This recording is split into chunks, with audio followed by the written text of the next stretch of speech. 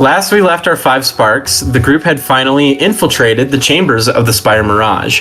The necromancer, escorting 3 of the 5 party members into the Spire, had tricked them into a force prison, though their detainment was short-lived. Escaping the force bubble by way of the Shattershard spike, as well as a well-timed surprise attack, Maya, Audra, and Misfortune left the knocked-out necromancer inside the force bubble and moved on, discovering the crystal conflux that kept the Spire hidden just a level below them. By jamming the Shattershard spike inside of it, the tower bursted into sight. The small army assembled under the banner of the Platinum Knights and the City Guard of Gildergleam rushed forward. Battle mages and wyvern riders bombard skeletal troops from above, while the massive Minotaur-like undead launches fireballs across the field. Vuras charged alongside the phalanxes. Tybalt provided supporting fire on the same wyvern as High Priestess Saren. Basil was providing a fuck, I've lost my place. Basil rides a hyperspeed ox around the edges of the valley, firing off ballista bolts while enemy necromancers rushed to defend their tower. Saren, riding on the back of the notable pomegranate, scoops Vuras up with the talons of the beast and sends both him and Tybalt through an open window, just a couple yards away from the large open hole that Maya had already made in the spire walls. The group, once split, suddenly reunite in the bowels of the spire, specifically the kitchen bowels. It is in this kitchen where they come face to face with a horrifying undead creature, the chef. A heap of animated bones moving in a spider-like fashion while cooking a large cauldron of soup. Engaging the undead in battle, Misfortune struck the finishing blow against it and broke the skeletal mass into a pile of useless animal bones.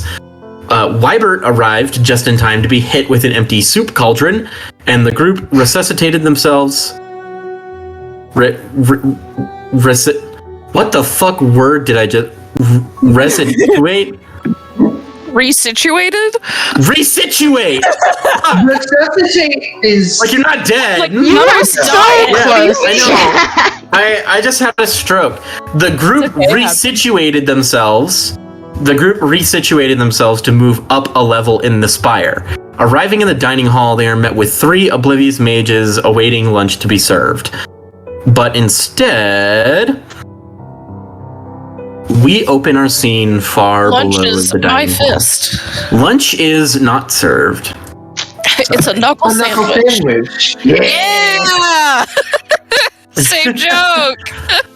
But instead, we open our scene of this session far below the dining hall, past the kitchen, past the teleporter, past the Mirage conflux, and all the way down below ground in the undead antechamber. Our heroes do not... Excuse me. Our heroes... Our heroes do not see what lies down here, but we, the audience, do. A dark room of grand scale. We see thousands of little blue pinpricks of light, like a sea of stars.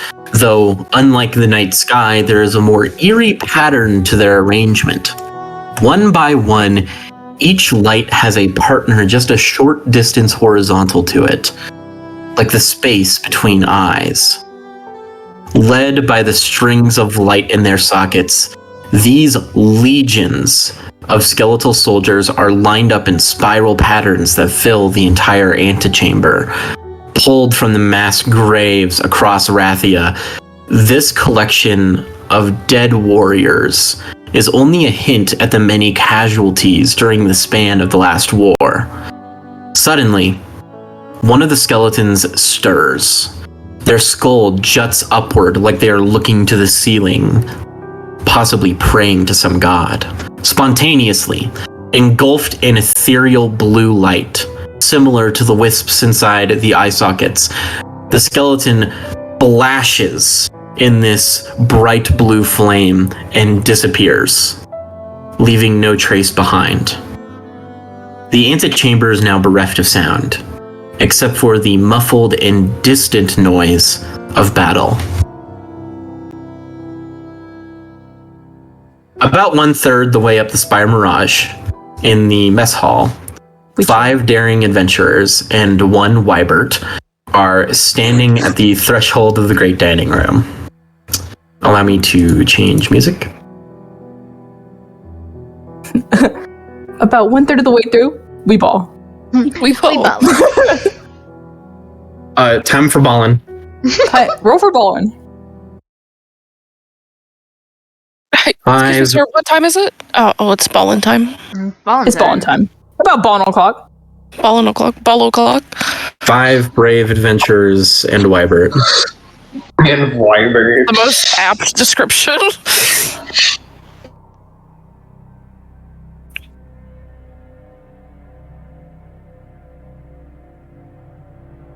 All right. Is that playing? I don't hear it. But that could just be me. Can you guys hear anything? I mean, No. I have Teeter turned down, so I can hear it. Oh, it's just very quiet. It's just ambient.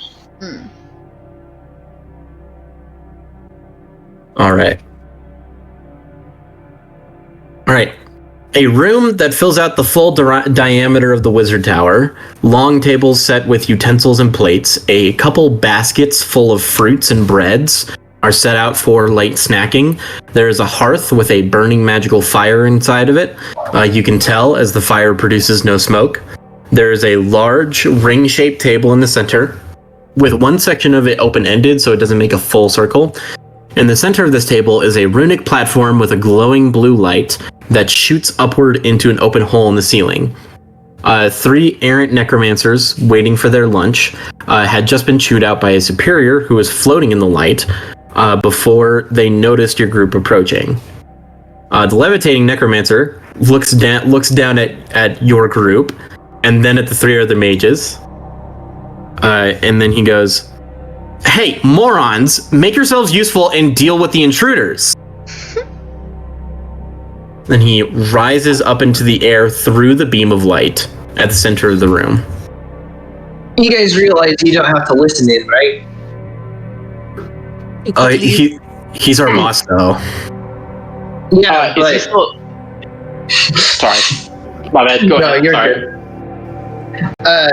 Yeah, but who put him in charge? Talvain. And then Talvain was put in charge by Nazrun, who is like in charge of all of us. I feel like this is a conversation we've already had. We're from downstairs. We talked to one of your guys already about this. The necromancers look at each other. We think that Nazrun's under some sort of control. You see that as their superior necromancer disappears into the ceiling, a trapdoor slots over the beam of light, cutting off its levitational properties. The rest of you are left in the mess hall. The 3 mages nervously standing up from their places on the table, as they look like they are like cautiously about to engage in battle. There's a half-orc, a halfling, and a tiefling. Yeah, we left your friend downstairs alive. I'm going to be honest, I think that we will be having this conversation a lot, or we beat everyone up on the way. Right, what? Hang on. The half-orc raises a hand. yes. She's not lying. She will beat the shit out of you, but... What did you say about Nazrun? I don't think that's Nazrun that's in charge right now. Have you guys done any research on who Nazrun was in life? We should have made flyers. Of course, he was a very honorable man. Yes, exactly. This one did his research. Hence why we follow him. What are you, like, I don't understand what's going on. He's trying Okay, to but kill... look at your logic.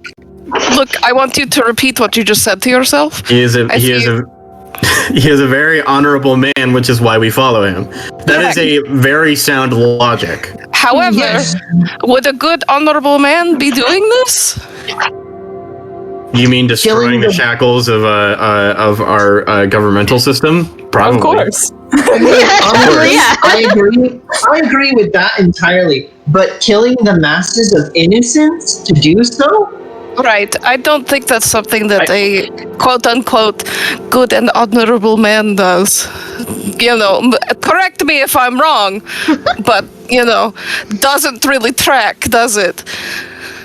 Well, you know, you can't fret No. over every egg.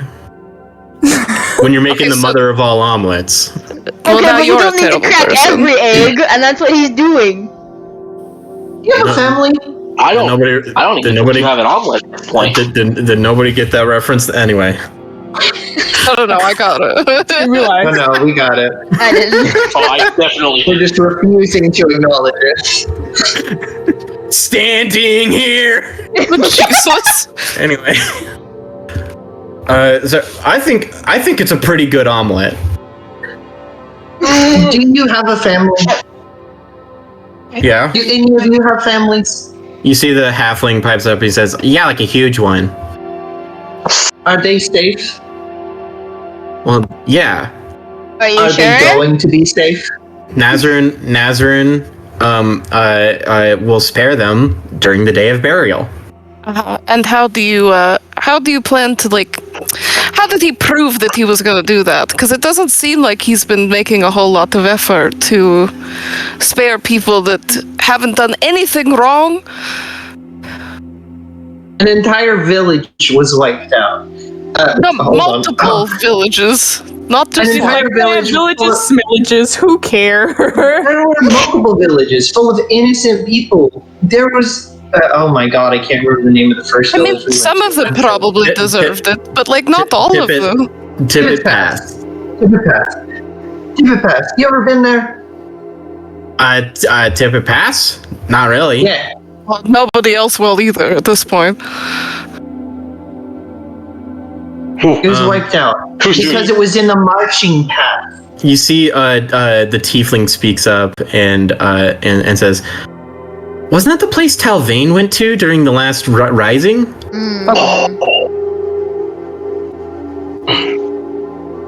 Yes. When all the powerful necromancers, when they all go out and like raise the undead legions.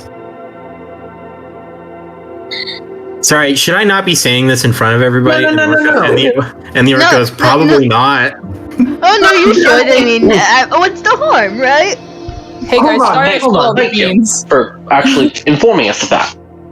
But none of us want to kill you guys.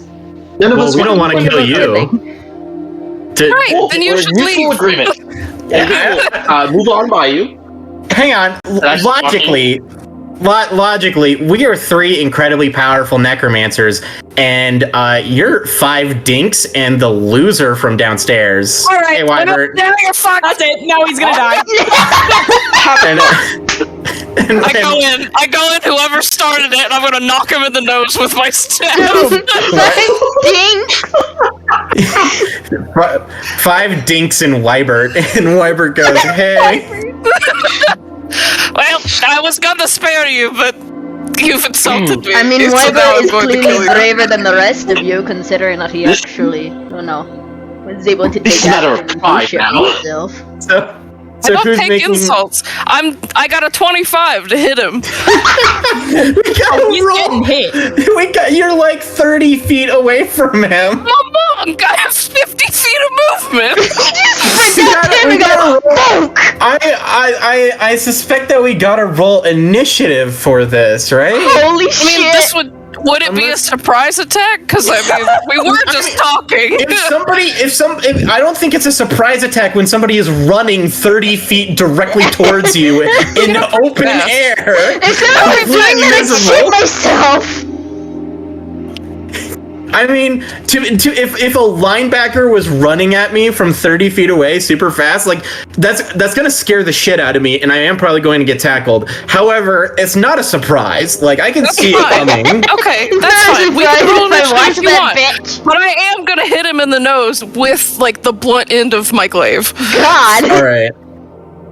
Let's roll initiative. I'm gonna say, because Audra, you initiated it, you'll have advantage on your initiative roll. Lit. Oh, that's right. I'm not rolling with roll 20 anymore. Initiative. I'm just saying he started it. Alright, hold on. I gotta get my dice. Five dinks. Listen, I will talk with you until you insult me, and then I'm gonna hit you. And then I'm just gonna hit you as hard as possible. I'm just saying, 5 dinks in Wybert versus 3 powerful necromancers. Like, I'll show you a few dinks, you motherfucker! 5 dinks to kill the chef! You guys should be the ones running away from. Oh God! What the? What the hell is You're gonna come at me, bitch! I'm gonna kill you! When he says powerful, Tybalt's behind Audra, like doing air quotes when he says powerful. Your chef probably thought he was powerful too. Honestly, he's looking a lot stronger than these. Did not mean to switch to this screen. Sorry. There was a screen switch? It hasn't popped up yet. Happens to the best of us. Notice Mel is calling for you to kill this man. Because he insulted Wybert. Okay, this isn't about Wybert. This is about me and my pride. But I guess if you want to see it that way. That's the way that Mel's seeing it. Damn, Mel. Accurate. It's accurate for Wybert, if we're being honest. No. It was accurate for Wybert. I'm just offended he insulted me. Yeah, I feel that. I feel that one. Oh, Wybert a loser. Wybert is a loser, but I'm not. Yeah, it's true. How fucking dare you? You don't know me. How fucking dare you? You don't know me, bitch. Fucking know me like that, I'll kill you. How do you think you are? You know, Audra was like, you know what, we can just knock out, like, most of these people. They're probably just, like, dumb and, like, following the blind. But this guy, he started it. Yeah. Alright, so... did anybody roll over 20? Oh, I forgot to put my roll in. Sorry. Audra, kill! Go, guard dog! Did you roll over 20? No. I rolled a 2, a fat 2. Tybalt, you rolled 20, right? I rolled 20, unnatural. You bitch. And then, Audra? I got a 19. 19. Which is so tragic since I had advantage. Maya, you got 19, right? What's your dex bonus? Correct. Hold on. My dex bonus is +2. Okay, mine's +3, so I'll go before you. All right. And then Vuras. 16. And then Misfortune was 10. And I guess it's time for Wybert to make his first combat appearance. Wow! That's a good guy now. Let's see it! Let's see it! I am so proud of him. He has all of his spell slots and everything. Aww. He rolled. I gotta pull up his character sheet. I better go like he did roll an 11 for initiative to go before Misfortune. That's okay. Man, yeah. Well, doesn't he have a high dex? That's a Wybert win. That is a Wybert win. It's above a 10. He can have that win, I guess. The bar is very low, though, doesn't he? Because he's like a little stick man. No. I mean, No, he just, if you throw him in the wind, he just flies away. He does not have this death. that could be useful. I mean, it could. I can hit a motherfucker with another motherfucker. If I'm allowed. Okay, so incredibly, one of the mages rolled a natural 20 on their initiative. Oh shit! Good for him. The guy I'm trying to hit.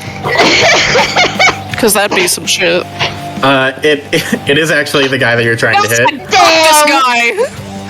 So we're going to jump right into combat. You start rushing full speed. I'm going to say you close the distance about 15 feet before he actually gets his action in. As Audra rushes him, I shout out, "These ones don't count!"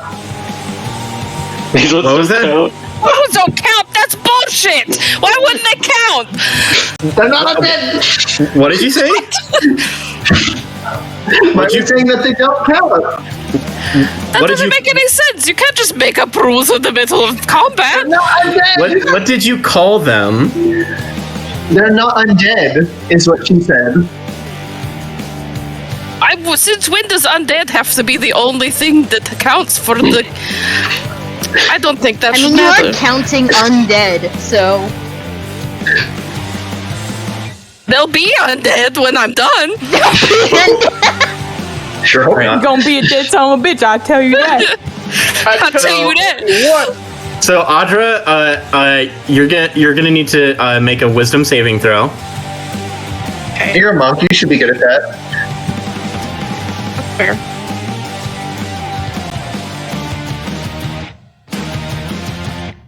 $22. 22. Damn! Jesus. Holy Suck shit. my ass. Okay, so you see that the halfling starts panicking, lifts his staff towards you, and he tries to cast Hold Person. No. Ooh. Holy Immediately, shit! immediately as you feel the paralyzing energy wash over you, you just sprint through it, and the halfling starts panicking. He should. He's going to scramble. He's going to scramble 25 feet away. Oh, he's not just- going anywhere.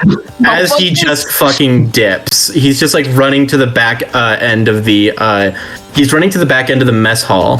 So he Got does long make it. legs, bitch. You're not going anywhere. He does make it about 25 feet away from you, Audra. And then you have hear. Blade, right? Yes. Doesn't that mean you have reach? Yes. You can still get to him. I know. Damn. Listen, I got 15 feet towards him. I have 50 feet of movement regularly. There's nowhere in this room that this bitch can get that I cannot reach him. A wizard's worst nightmare. Someone with a high movement speed. So, so that does make it Tybalt's turn. I have been saying. I'm sorry, just real quick. I have been saying this. I have been saying this shit that monks are a wizard's worst nightmare, and nobody fucking listens to me. Nobody. I agree. I agree. A wizard's worst nightmare, if I'm being completely honest. Anything that can attack twice. Yeah. And I can attack more than that if I want to. Yep. And now I'm pissed off. All right. Okay. So it is Tybalt's turn now. Cool. So, the guy who was being a bitch ass motherfucker, he ran, right? Yeah. Oh yeah. He's like relative to you, 55 feet away. Okay. Then there's two other dudes, right? Or just one other dude? Yes. Actually, make an insight check. Oh god. That's fine. Wait, I have to. Okay. Yeah, no, just roll me an insight check. I'm gonna say Okay, this is you. This is since you're assessing the battlefield right now. Okay, I guess. 16. 16. A guy who just ran is the most like delusions of grandeur necromancer out of the three. You can tell that the tiefling, though she seems quite she like when she was talking, she seemed quite like a little bit oblivious and kind of unassuming. She looks the most experienced. The orc is like halfway between those two. Okay. Now I have another question. Where is the trapdoor that the superior went through? Trapdoor. Those guys. Trapdoor is above those guys, about 20 feet in the air. Ah, perfect. So I'm gonna spend a spell slot and change my my Eldritch Cannon into the mortar, as I did have the Force Ballista. And then I'm gonna use my action to do that, and then I'm going to make an attack on the ceiling above those guys. Ooh, okay. Oh my god. I'm just letting you know this was not in my notes for if they do this, so fuck I mean, it. that's on you, I can't guys. that way. I just can't be that Using your way. environment. You're using your environment as an artificer. Good move. For true. Alright, roll an attack.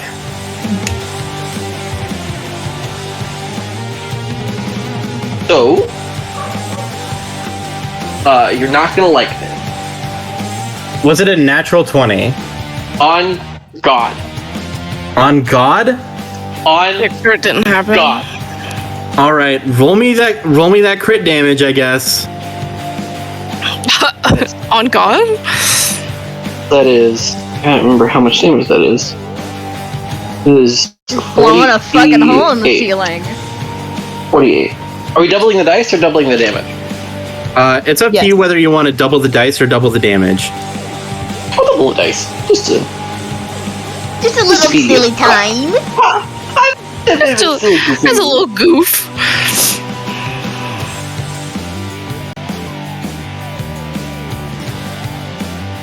Yes, it's stupid.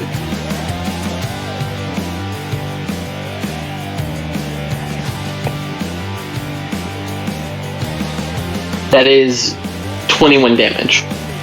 To the ceiling. 21 damage. Okay. But isn't that doubled because the mortar It is. has the siege property? It is doubled because the mortar 42. has the siege property. So it So was already doubled because I- of crit, and now it's doubled She again. doubled the dice. I did decide when you were attacking the trapdoor, when you said that you wanted to attack the trapdoor, I was like, I'll give it 40 hit points. No! So Oh, you beautiful Holy fool! shit. immediately the trapdoor in the ceiling explodes. You hear a like a slightly distant fuck.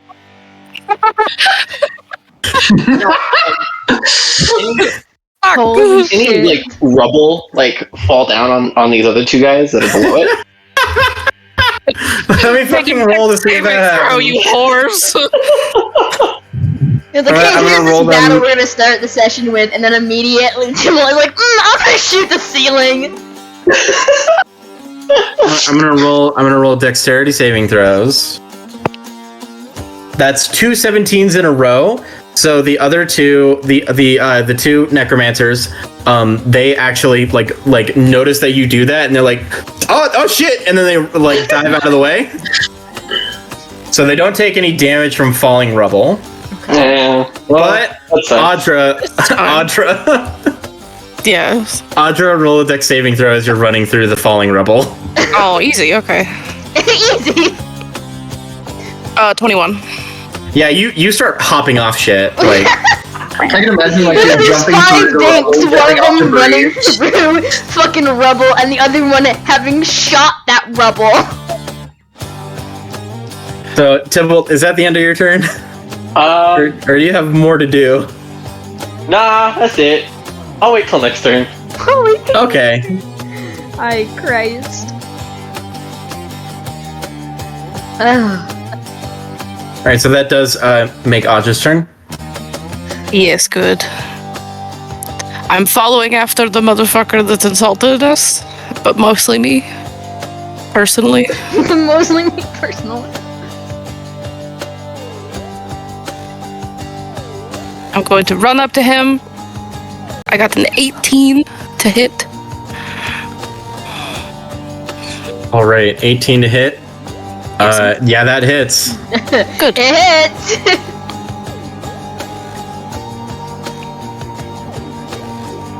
That is not wonderful damage. 8 for the first one. I want to get him really right in the nose first because I was insulted and I just really want him to feel pain. Break his nose. Yeah, that's the goal. And then I want to hit him again. Jesus. Oh, all right. I got a 23 for the second one. A 23 certainly hits. Great. So I want to run up and I'm going to fucking bash their nose in with the end of my glaive, and then I'm going to swing it around and smack them in the side of the head with, like, the side of the blade. Make their ears ring a little bit. All right. How much damage was that again? The first one was 8 damage. This one is 12 damage. Holy shit. So, he is disorientated. Not looking good. Like, already, like, bloodied, first of all. Discombobulate. Discombobulate. He is discombobulated. And he looks like he is, like a hair's breadth away from knocking unconscious. On the top Breathe shit, on that bitch. fool. Get him. Honestly, Like holding his nose.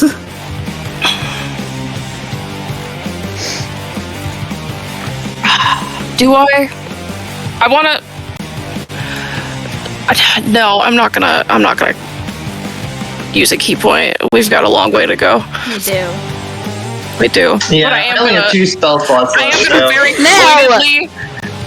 so- very pointedly look at him. Like, you have a choice to make. You can keep talking shit, or you can get the fuck out of here. Make your choice. My nose! You can't see it, but I'm rolling my eyes. They're like, we're Under my big tough mask. necromancers. Yeah, but your HP is like 7. Fucking big tough necromancer's my ass. I could HP kill you with my wasn't 7. pinky finger. His HP wasn't 7, it was 22. 7. Okay, times 3. My bad. All right. So, Audra, is that the end of your turn? Yeah. I'll let him live. You're resisting the urge not to kill him. I'm trying to be a good person. And also the kills apparently don't count. All right. Which is bullshit, and we're gonna talk about this. Maya, it is your turn. Maya's just gonna sigh and be like, oh, come on, I'm already almost out of magic. I just wanted to talk this through.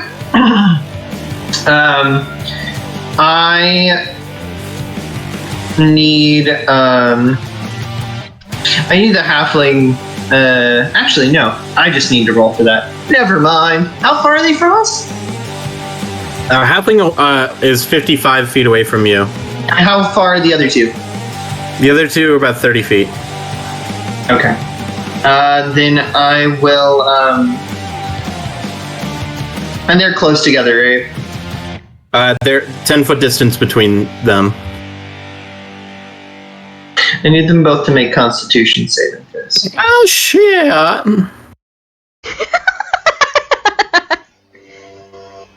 There's a flat. Okay, so the orc got a 4. Ooh. Mm-hmm. Nailed it. I will say that's a failure. No, really? And the tiefling got a 3. Well, That is also a failure. Idiots. That is going to be 3d8 thunder damage as Maya just says, oh well, all in, and she casts Shatter. And jeez. you're gonna Put kill it in them! for a pound. They say, get these fools! Get them! If they talk shit, they get hit. Alright, so that's 8. 5. So that's how many? 8 plus 5? 13. And then one more. 7. That's 20 damage to both of them. Jesus Christ. 20 thunder damage to both of them. All right, 20 thunder damage. Yeah. You see that explosion throws the orc across the room.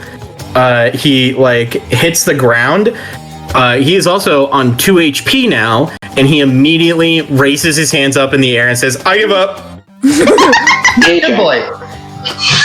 Good boy! Did you just say "good boy"? Yeah. He gets a little bit horny, just a little bit. AJ, Christ. where was this shatter cast? Actually, more In between them where the rubble was. So like, would you say it would knock up some pieces of rubble and like launch it? Just out of curiosity. Are you trying to justify hitting them with rubble again? I mean, 2 damage might instantly knock them. Guys, we haven't even gone through the first round. It's okay. It's okay. Rubble goes flying. Are you trying to like record break this encounter? You're just like fastest time. Kinda. Speed running with me! You're like setting up speedrun combos. I'm speedrunning this dungeon. Jesus. It's the Right, like, to all over again. Like genuinely, I think it would do that. But you are the DM. You can decide however you want. No, rubble goes flying, but it doesn't injure anybody. This time. I can't wait to play a game DM by Dani. Christ. Danny's gonna let us break the game. It's in the work. All right. So, is there anything else for your turn, Maya? Let me see if I have any bonus actions as a wizard. Also, how is the tiefling looking? The tiefling? Yeah, you said the orc gave up. 20. Yeah, the orc gave up. The tiefling, you can't see. Cool. Oh shit. The tiefling, if they cast this spell, needs to make a concentration check. Oh, that's fair. Oh. So that was a 2nd level spell, right? That doesn't make a difference. It's about the amount of damage that they took. Half the amount of damage. Wait, half of 20. So 10. So 10. She has to get higher than 10. She has to get higher than a 10 on a Constitution saving throw. She did get a 16. Okay, then she keeps her invisibility For now. for the moment. All right. Yeah, that's my turn. I don't have any bonus actions. Gotcha. So, Magic wizard. so after Maya, it is the orc's turn. The orc has given up. For us, That's valid. it's your turn. Yeah. So you say that she has disappeared? Right? Yes. Cool. I'm gonna cast Detect Magic. Oh shit! Okay. Okay. Fuck. You cast detect magic. All right. So that is a full action though. Yeah. History. You so you cast detect magic. You cast detect magic. You see 2 signatures, like in your vision. Your eyes glow with this burning divine light. Very appropriate for the Watchers.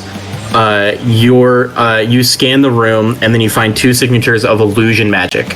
They are kind of just like ethereal auras in the air, but it is odd that there's 2 of them standing next to each other, which means you know where she is standing, but it seems like there's 2 of her. Okay. She. I have a free action and a bonus action. A bonus action is I'm going to use my Harness Divine Power to immediately get that spell slot back. And then I'm also going to use, because who's next after me? After you is Wybert. Wybert? Okay. Yes. Then I point where I see those 2 illusionary people, and I say, aim there. All right. So is that the end of your turn? Yeah. Hey, it works. I just So, did a spell and immediately it didn't cost anything. So it is Wybert's turn. Wybert looks at you, confused, sees nothing, and takes a step back 5 feet away, like just a square away, and he goes, "Man, I don't know what you want me to do." Shoot! She's right there! Shoot at it! Crying. You not follow instructions. No wonder you flunked out of college. He is going to use. He's going to use Ray of Sickness.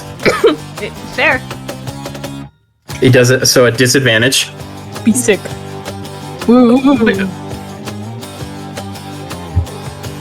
He misses. Ah, Wybert. so close. He tried. He tried. All right. So Wybert, he from his hand sprays this this sickening green energy out from it. Familiar as he tried to hit Tybalt with it much earlier and failed. Man, it's not his Do you best do spell. successfully? Quickly. I'll hit it one of these days.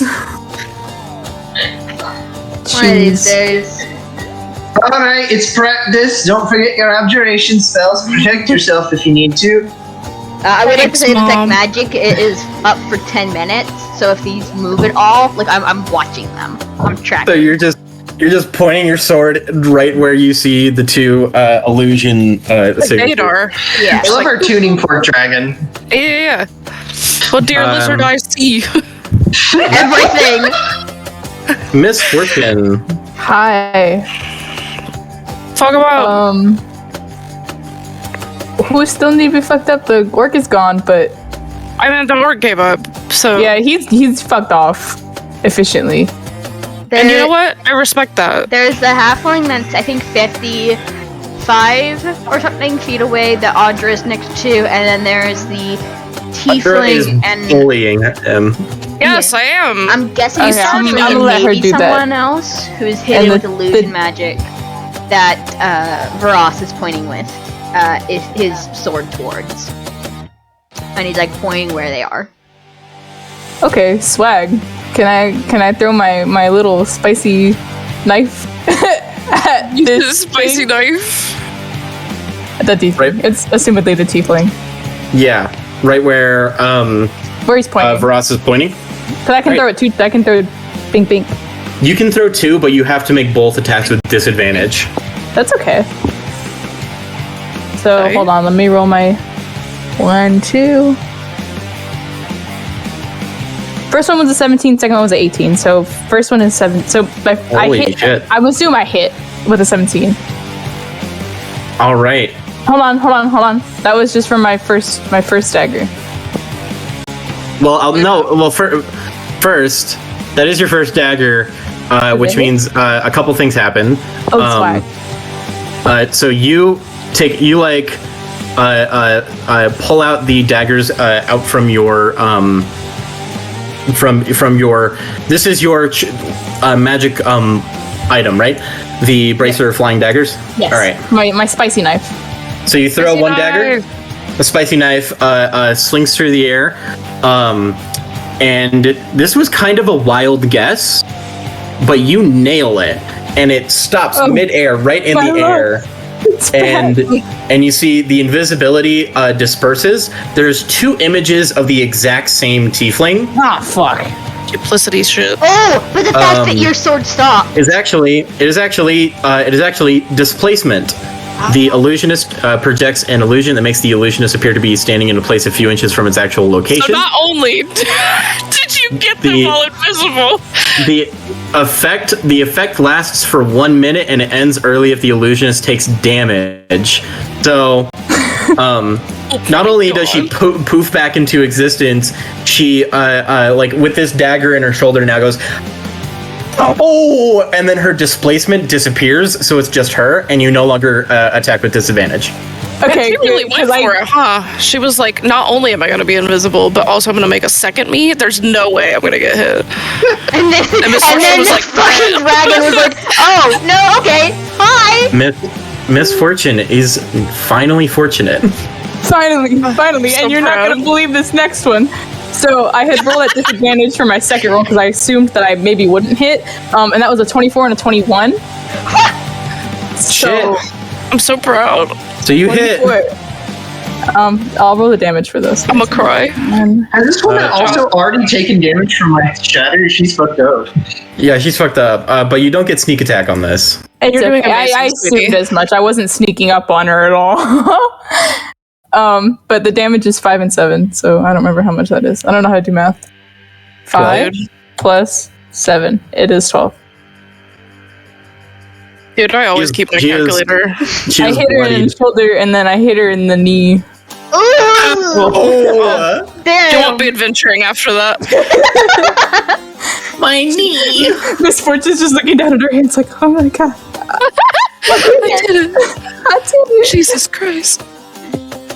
Good job. And he like pats you on the shoulder. She's I'm so proud. Good job, So- honey. You did it. she is. It is supposed to. Like, is that the end of your turn, Misfortune? Want to do any movement? given that I just hit this fool from here, I don't think I even have to use sneak attack. They're probably gonna beat their asses before I even get my next turn. I don't know what you're talking about. I'm not violent. I'm not Okay, violent. they'll talk very, very condescendingly to them and use violent words Correct. with hand gestures that hit people. I'm good where I am. All right. So, bibbity bobbity boop. That would be the tiefling's turn. I'm actually going to make a check. That's a 2. Ouch. All right. So the Nailed it. tiefling with 2 knives stuck in her immediately goes, "Fuck, this isn't worth it. Okay, I give up too." Thank you. Huh. That You didn't want to was kill Really were anyone. reasonable. that was a morale check and did not go very well. We're out checking immediately. Morale's not very high within the necromancers I see. Damn. No, keep going. Kill, kill, kill. Violence is the answer. How's that I could halfway? restart this combat by making a necromancer joke, but I'm not going to. I can absolutely tell when I'm outmatched. Okay, this is bullshit. I hurt so much. The orc groans from over on the side of the of another table. I'm gonna go check on the orc. All right. It says So Is combat over? What was that, Maya? Is combat over? I'm gonna go check on the orc. If so, I'm gonna say real quick before combat is over, as everybody is collectively giving up in the process of this this absolute dog washing. Everyone starts to hear a muffled noise from outside that starts to grow a little bit louder and louder. Let me turn off noise suppression. Uh-oh. Uh-oh. Exploding I through bet that's your the cow. exploding through the stone wall of the spire. You see a body crashing through at incredible speed. A flash of red and gold. It continues flying across the room, bounces off one of the tables, which snaps it completely in half. And then I roll a d8. Vuras. Yeah. Oh, This body impacts you right in the back. Oh God. And you get knocked prone. You take Shouldn't laugh, but it is funny. You take 3 bludgeoning damage. Okay. And as the body now bounces off of you, it like starts to flail through the air and then hits the ground. And you see that it is that of High Priestess Saren. Oh. Thrown through the brick wall so forcefully that she shattered it and continued. She takes a breath, stands right back up. Her red hair is in a mess, and her eyes are burning with a fire in it. She grips her spear. She looks at all of you and goes, "Having fun?" Loads of fun. Yes, but also, are you alright? Just a scratch, and then she sprints towards the hole in the wall like nothing had just happened. But a flesh wound. And then she leaps through it, just screaming like a barbarian. I am in love with this woman. She's cool. Cool. All right. Vuras is a little, prone. After getting fucking knocked in the back. But Rub some dirt in it, you'll be alright. you'll be alright. Enact marriage now.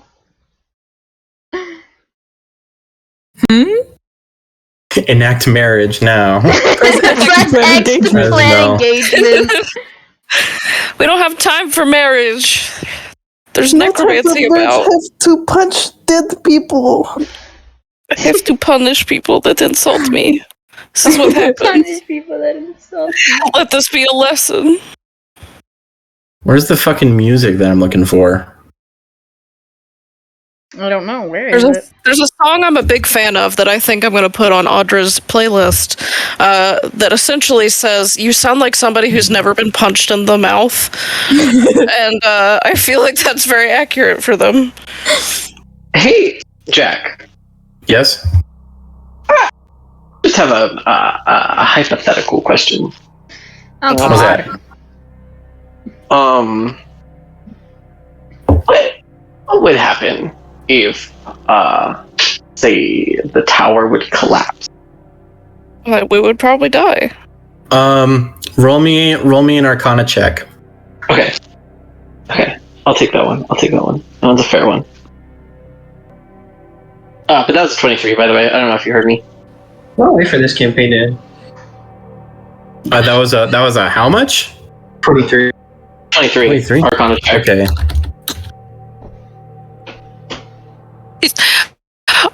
Audrey, for some reason I thought you said, "I can't wait for this campaign to end." And I was like, damn. That's also what I thought, but I was like, maybe I heard wrong. I was like, that can't be what they said, right? You did hear wrong. No, I said what a way for this campaign to end. Okay. I was like, if you all just died in this fucking tower, like as it collapsed. Jesus. I mean, if we collapse the tower, the world would be saved, but at what cost? Our lives. Yeah. yeah, I Also, didn't we sign didn't up to have die any in a cans of tower. lemonade, so I just grabbed my blizzard. But Okay. it's So great. you rolled like a 24 on that Arcana check, right? 23. Yes. 23. So, logically thinking, you run through the list in your head of possibilities. Possibility 1: this is a completely normal tower, and the siege weapons will bring it down in a collapsing fucking ball of flame. Just the whole place coming down to get entirely, and you all die in it. You guess that is very unlikely because this is a wizard tower. This is a lich tower. So possibility 2. Possibility 2. This is probably the one of the more unlikely but all still supernatural possibilities. This is actually the Lich's phylactery, the tower itself. Oh! You've heard stories. You've heard stories of that being a possibility, though. You also think that is unlikely, considering that bringing down that would make the phylactery incredibly visible and a huge target. Though it is an interesting idea.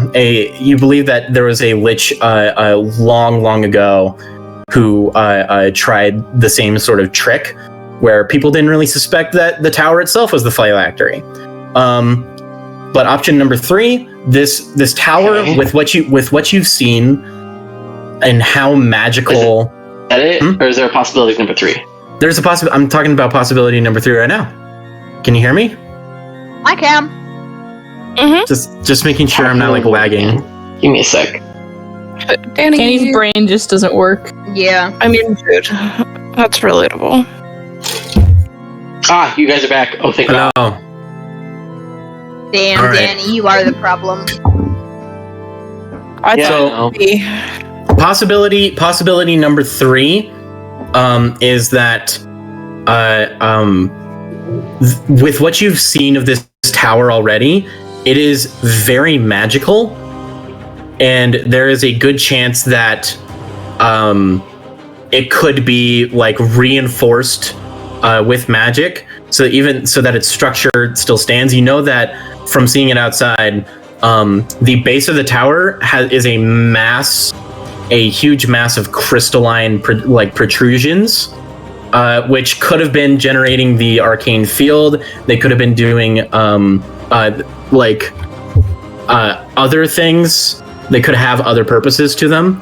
You think that is most likely that the tower itself isn't a Lich phylactery, but it is very important to the Lich's operation. So there's no way that this Lich would just let it fall, right? Makes sense. Yeah, makes sense. It's unlikely that it is the sole way to kill the Lich. It is more likely that it is important enough to the Lich's purpose that they reinforce it with magic or like contingency protocols, shit like that. That's what you would probably do, is that you wouldn't link your life force to this shit, but it's important to have like your office, right? I didn't even think about the fucking fact that there might be a phylactery that we have to worry about. That's right. Thank you for reminding me about the phylactery, because now I'll be thinking about that.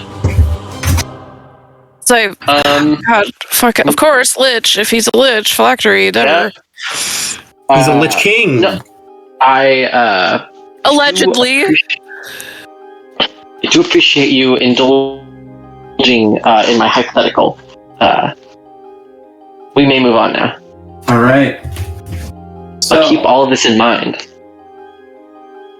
Sorry, it is getting hot in here.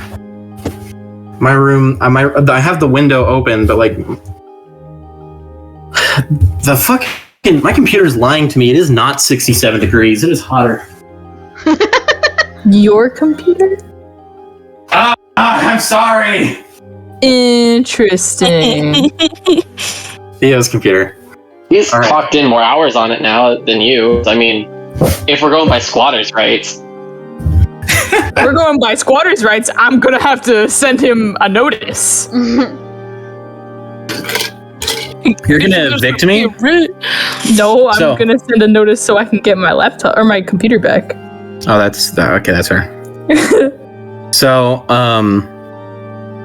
Audra, you see that the halfling below you is now crying. I'm sorry. Oh, my nose. What have we learned? Don't cry! What have we learned? Getting punched is really painful. That is not the lesson. Everybody knows that. And if you didn't, now you know. But there's another lesson here. Don't make fun of people. Oh shit, get hit! Okay. It's okay, she teaches that message to everyone. It's true, everyone needs to know. The half-orc is slowly sitting up. He like does that thing where, where you sit up in the morning and all of your bones make a noise. Yeah. I mean, every time I get up. It's not gonna be helpful, but Maya's going to extend her hand to help him up. Okay. All right. You won fair and square. You're not gonna kill us, right? No, I'm not gonna kill you. I mean, if That's you run why your I mouth said it again. doesn't count, Audra. We can't kill them. I mean, we can't. There's no way we're gonna go all the way up this tower and not have to fucking kill somebody that is not undead. Talvane counts. I'm not talking about Talvane. You're going to kill Talvane? Probably. Yes. No, you're not. I'm sorry. I'm not saying that as in I'm going to stop you from killing Talvane. I'm going to say Talvane is going to kill you. Oh. I mean, that's what you also thought thought before that we we pushed were a up bunch and of then- things. She tried so- once. and she Everyone's talking over each other. I can't hear what's going on. Monk first. I just want to say, you also thought that you were powerful, so I don't know how much your opinion actually matters. Look. Just saying. Okay. I know. We had some undeserved confidence there. Didn't know you were all that powerful. I personally just guessed because you were bringing Wybert along with you that you kind of hung around with lame asses. That's So- my apprentice. Watch your like a mouth. pet. Sorry. What did you just learn? Did you learn nothing? What did you say? He like raises his hand. He's like, I feel like if I got punched twice, I would die. You would, so keep your mouth. You know what? One moment. You just be Sorry, very hold on. careful with what you say. I'm sorry. You see that the tiefling is like her whole right side of her body is stiff because the knives are stuck in it, and she's just like, do I take him out? Do I leave him in? Do I take him out? Do I leave him in? Poof. Come here. We need those back anyway. Come here. We'll take them out. Oh wait, they go away. They poof away because they're magical Poof daggers. away. Oh, That's what I was saying. okay. I'm bleeding now. Like, Can I do a medicine check on the tiefling? didn't Go think of ahead. that one. Oh shit, that's actually a really good one. I would help her, but if I helped her, I'd probably just end up opening the wound more somehow. That is a 19 medicine check. I stopped All right. bleeding. You stop the bleeding. She like takes a deep breath. She's like, Alright, sorry. Okay. I'm back. okay, all right. Now, while we're here, as much as I love that little spar we just had, is there anywhere in this tower that we can get some of our magic back? Alchemy lab. Amazing! You're super helpful. You're very intelligent and you're all very resourceful. You'll be great wizards someday. But not necromancers. All due respect. You can try the alchemy lab. I'm not sure if it'll help. I know that the master of elixirs there, he's kind of protective of his shit. So was the chef. Well, we the also chef. didn't ask the chef if we could take anything. Well, the chef is programmed to attack intruders on site. So, like, I don't understand why we program that into our chef. Like, you know, when he's supposed to be making sandwiches. Speaking of which, I'm hungry. Did you kill him? It was soup day. Yes. There is some food in there still. It There was is some food in there. fucking soup day, though. We're It was a sorry, we breadstick came out in of my through the pocket. How are we It is, supposed to I know? will say the He soup was smelled very making good. soup. Audra has the bread. Audra has bread. All right, I'm gonna go down to the kitchen. I'll find something to eat. I am absolutely dipping if this place starts exploding. Okay. I didn't- Understandable. Oh, why Enjoy your lunch. Good idea. I'm sorry it was interrupted. Oh my god. Just don't look. I don't think that the Master of Elixirs is very loyal to Nazarun here, but I would be careful. I would be careful because he is more powerful than the necromancers around here. Not as powerful as Talvane, but he's very, how do I say, difficult to work with. The only way you're going to get... That was Tybalt, but I mean, we keep him around. Which one's Tybalt? The gun. I point at Tybalt. Oh, that thing's fucking scary. Yeah. You see, the orc pipes up, and he goes, "You're gonna need to hit up the Master of Elixirs anyway if you want to reach Talvain." That's true. You know what? Let's make friends today. All right? It's, I'm. What I'm saying is that it's literally impossible. The only way to reach the gathering room and Nazarun's study, I suppose, is why you're here, is by having a crystal that teleports you to the second receiver. The crystals for that are in limited supply and only held by the more powerful necromancers. So when we gather, the leading necromancers, as well as the Master of Elixirs, has to collect the necromancers in like the mess hall or the common room, and then they all shepherd them into the teleportation so that we can get to the gathering room. So speaking of like in terms of staircases, literally no way to Nazarun's study from here. You need a crystal. All right. Then where's the alchemy lab? Well, he looks up at the exploded hole. All right, that works for us. Tybalt, good job knocking. You see that a blue light, a magical levitation elevator, starts shining down through the hole, down to the runic platform in the middle of the, I would say now broken, round table. Thank God we didn't break that. No, Maya did. Maya casted Shatter. It exploded. I want to step on it. You step on some rubble. Wait, you step on the platform, right? Yeah, that's what I meant. Okay, I thought you were talking about the table. I was like, it's broken. What are you doing? Come on, Wybert. We're going upstairs. Everybody. Also, Audra. Yeah, I'll count it. You'll count to see? Okay, now we're talking. So you all head towards the elevator as Wybert passes.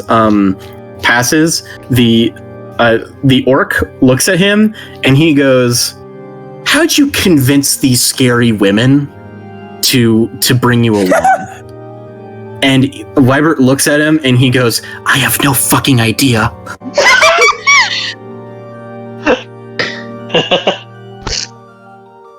For the record, I have no gender. I'm a monster. Sorry. I was also talking about the one in the hood who threw. That's valid. Who threw 2 daggers accurately at an invisible person. That was fantastic. Good job, Miss Fortune. I don't know how I did that. I am very proud of you. It was a very good shot. You know, sometimes you don't need to know. Sometimes it just works. Well, we should always do. I it think should that'd be be great. I don't know how much time has passed. I think I'm gonna because it says 10 minutes for the detect magic. I'm gonna keep that going for the full 10 minutes. Yeah, we should also keep moving. I'd say you're 5 minutes through. Okay. We need to keep moving. All right. Yeah. So everybody steps into the magical elevator. Okay. It brings you up through the hole. All right. Do I? Well, as we're going up, do I see like the guy who said fuck and I blew up the hole? Oh yeah, there's the guy who said fuck. You will in a second. Uh-oh. 1 second. Okay, cool. Ooh, yeah, that's right. All right. Sorry. Outside of the Spire Mirage, we see soldiers clashing with skeletons. The phalanxes are holding strong against the waves of undead. Battle mages duke it out with the necromancers. The giant skeletal monstrosity, about half the size of the Spire Mirage itself, is spitting up heaping fireballs that careen over the battlefield, while Saren, summoning upon the great strength of her divine oath, stands atop its oversized skull and wrestles for its attention. Not many can keep a skeletal colossus busy by just themselves, but Saren can. At ground level, Captain Balethorn is shouting commands, battling alongside her guardsmen while the siege weapons are loaded and fired towards the Colossus and Spire Mirage itself. All 5 of you can feel the tower shudder and shake as the trebuchets and the ballista strike at the structure. But as you're rising up in the elevator, you feel, in response, the walls of the spire thrum loudly for a moment before a magical burst flows out from the walls. Suddenly, the earthquake-like shaking subsides. A barrier of magical force is erected around the walls of the tower, bouncing the catapults and payloads off harmlessly. While the siege weapons...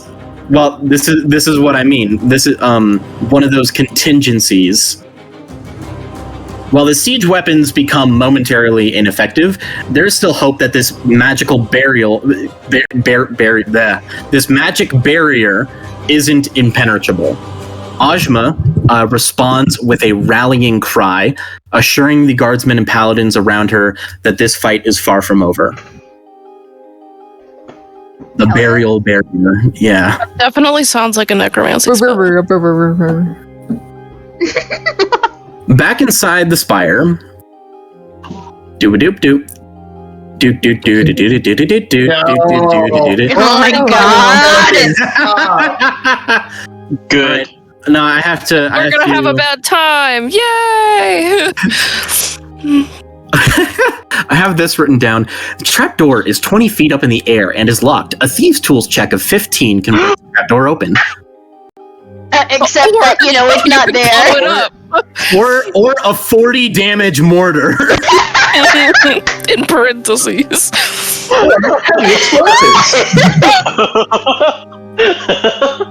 So as you rise up through the trapdoor, you do have to you are now in the common rooms.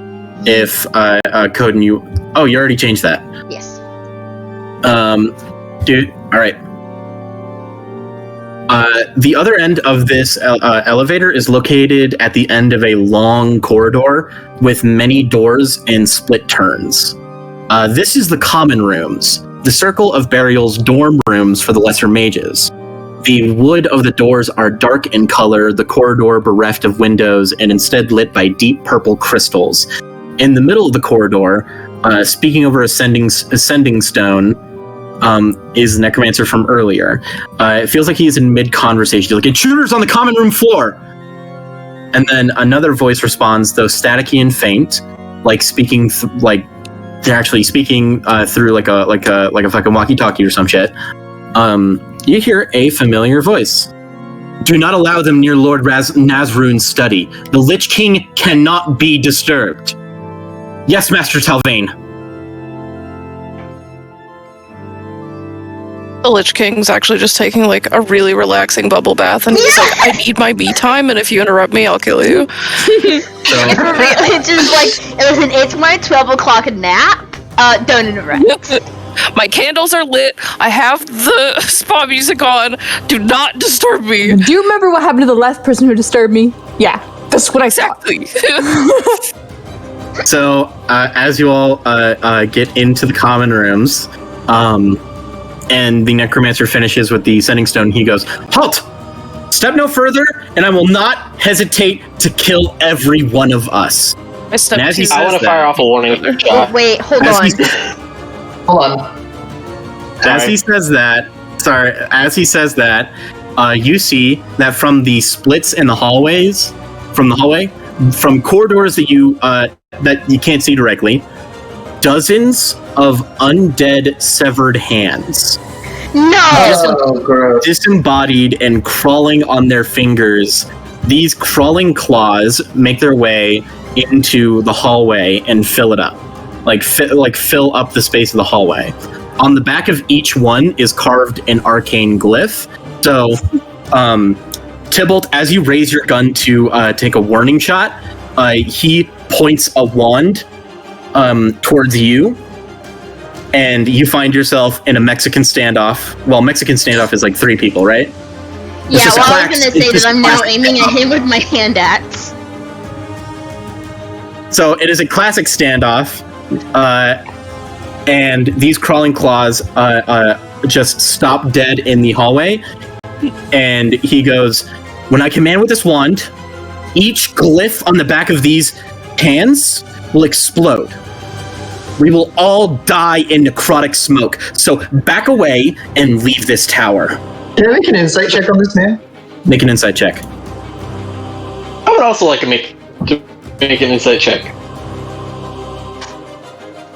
Never mind. I'm good. Are you sure, Dani? Are you sure you don't want to do it? I rolled the 1. Jesus Christ. Tybalt's like, he's bluffing. You're bluffing.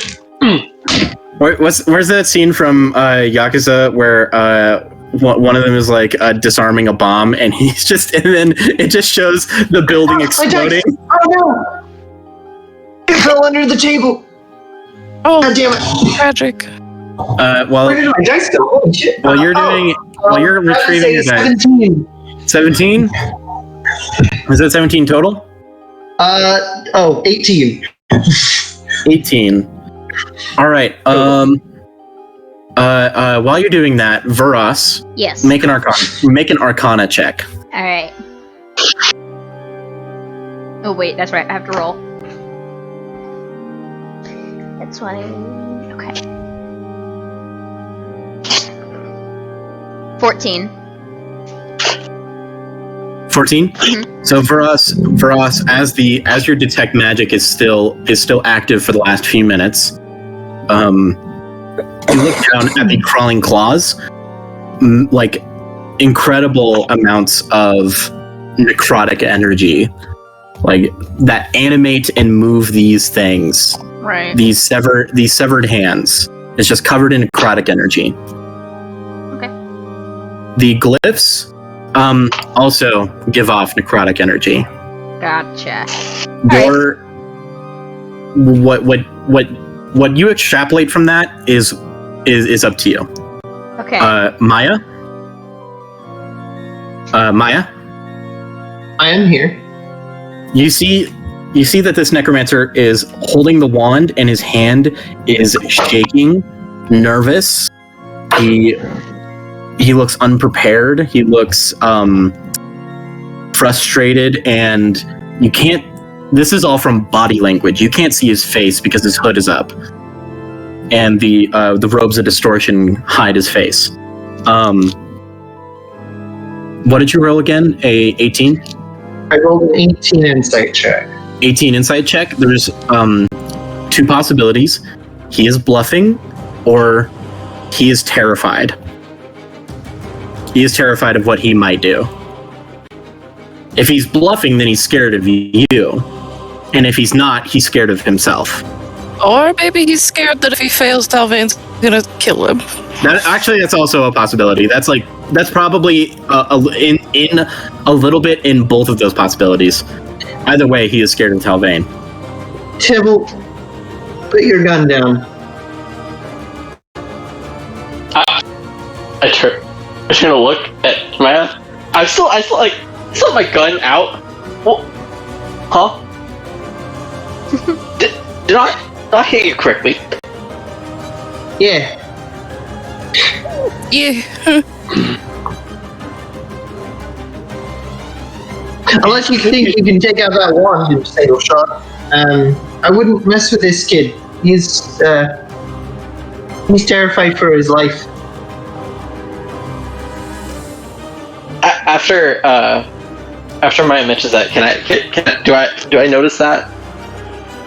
Yeah, you notice he's like shaking. How old does this kid look? You can't tell. His face is invisible. Oh, lame. What's your name? My name? Yeah. My name? Yes, you. Or should I just call you henchman number 4? Whatever. Okay. Sorry. My name is Kai. Kai. Kai. Kye. K-Y-E. It's like, Kai. my name was gonna be Kyle, but they spelled it wrong.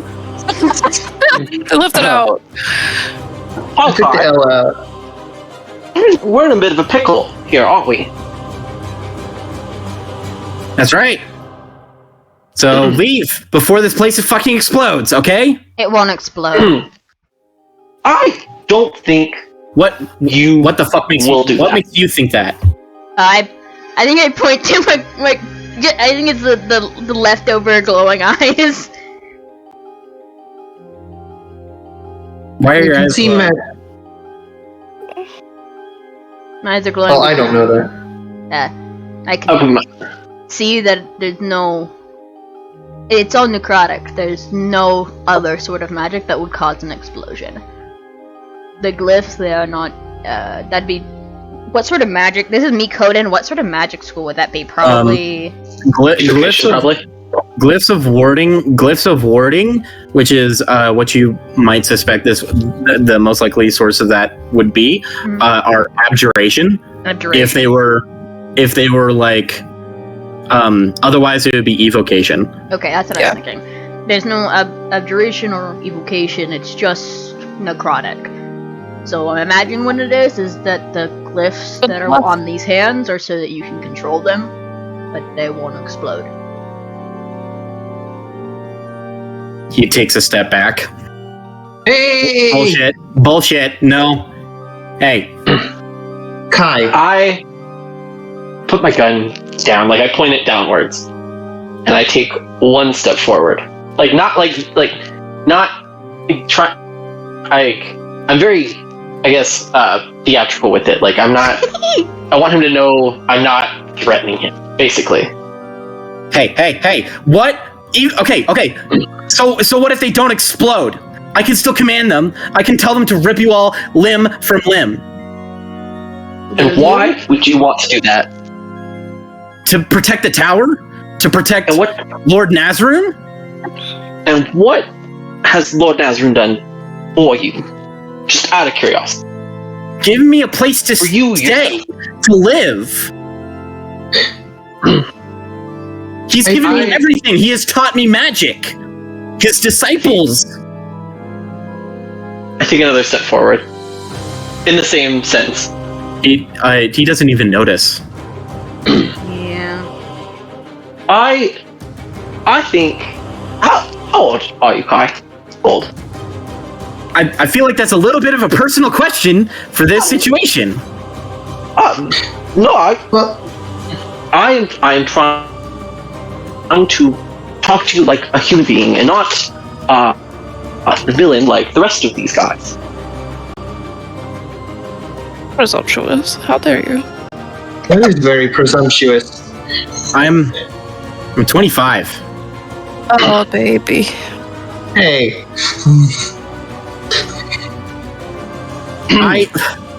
But I'm a prodigy. Talvain said I am one of the best of these mages. I hate to put this in your brain. Would it be far-fetched if Talvain, as I'm saying this, I take another step, that Talvain may have fibbed a bit? Not saying that you are capable, you are obviously capable, I gesture to the hands, but Talvain doesn't value talent from my interaction. I take another step as I finish that sentence. He notices how close you have gotten, and he points. How close am I, by the way? You've taken about 5 steps closer, so I would say there's like a 15-foot distance between you two, with crawling claws on the ground between you. When he points his gun at me, I put I holster it basically. I just latch it on my back. I hold my hands up. I just want to talk. That's all. What you're saying It's fucking ridiculous. Why would Talvain lie to me? After all the time and effort that I spent, all of the studying, all of the work, everything that I do here is for Talvain. And I don't think it would be too untrue to say Talvain is using you as a pawn. If you were to, say, blow up the tower, do you think Talvain would even bat an eye? Like, genuinely, in your heart, I take another step. You are inches away from the claws. My hands are still up. Do you truly believe Talvain has the compassion for you and your peers? Roll a persuasion check. Can I assist by adding a comment? Sure. What do you say? Hi, I want to level with you here. Even the smartest of people can be manipulated. I am sure you're very talented and that you have much potential. But coming from my experience, it doesn't matter how smart you are, or sometimes what you think is the truth is not always the truth.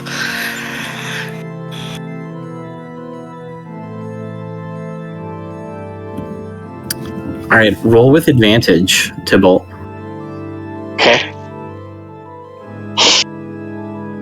Thank you for the advantage. Thank God for the advantage. Thank God.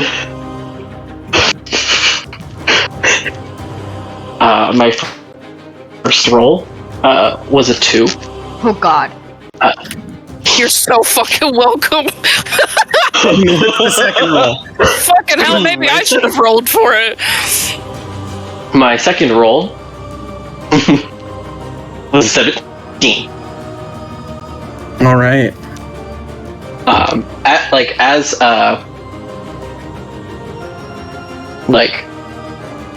Like you say, inches from the claws, right?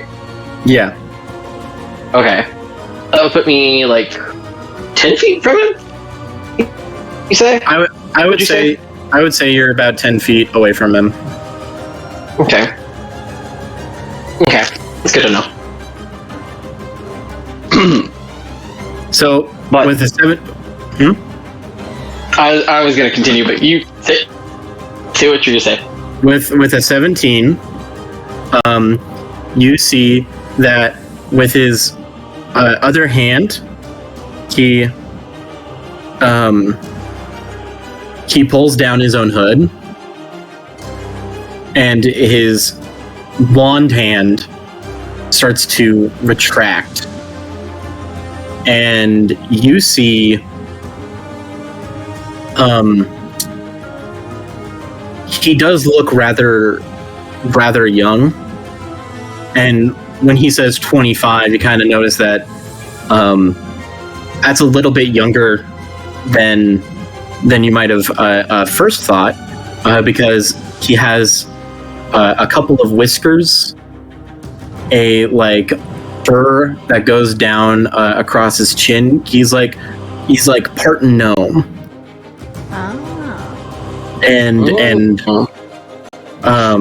So he's young. So about his baby. I would say. Baby. Wait, how? When do gnomes reach maturity? When did I say that again? Fuck. Maya, do you remember how like when gnomes reach maturity?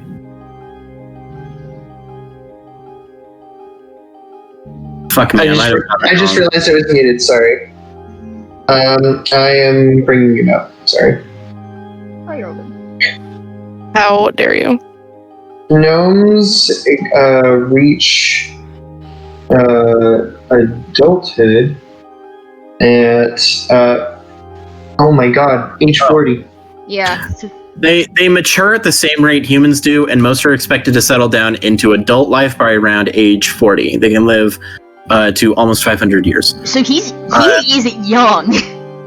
He's barely a teenager. He's I'm gonna say mixed human and gnome. When he says 25, he is more around like 19 years old. Yeah. In reference to humans. Child. It's a baby. Baby. And he withdraws his wand. Do the claws completely stayed still. Okay, so I with my hands up still, I take a step forward. You step on a hand? Well, I mean, like, I have to be honest. They stay still, so they just step. You just step on one of the hands. But I will make my way. Like I want to be like next to him, basically, like right in front of him. Now. You manage that. He's no longer trying to stop you. You see that he is like in thought with himself, like kind of like arguing in his head, and he just looks frustrated. You see that tears start to well up in his eyes, and he goes, fuck, I can't fail. I don't have anywhere else to go. What do I do? It's not a failure. This is a mishap in your life. You have your entire life to make up for any failures you have. Now, I say that and I put, I gently rest a hand on his shoulder. We are just trying to help you go on in that life.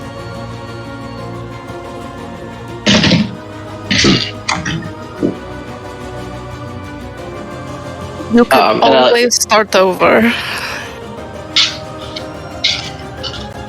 Yes, what my very angry friend said. I am not always angry, just at you. You're just proving my point. You can't see it, but I'm frowning. Oh boy, am I angry with you.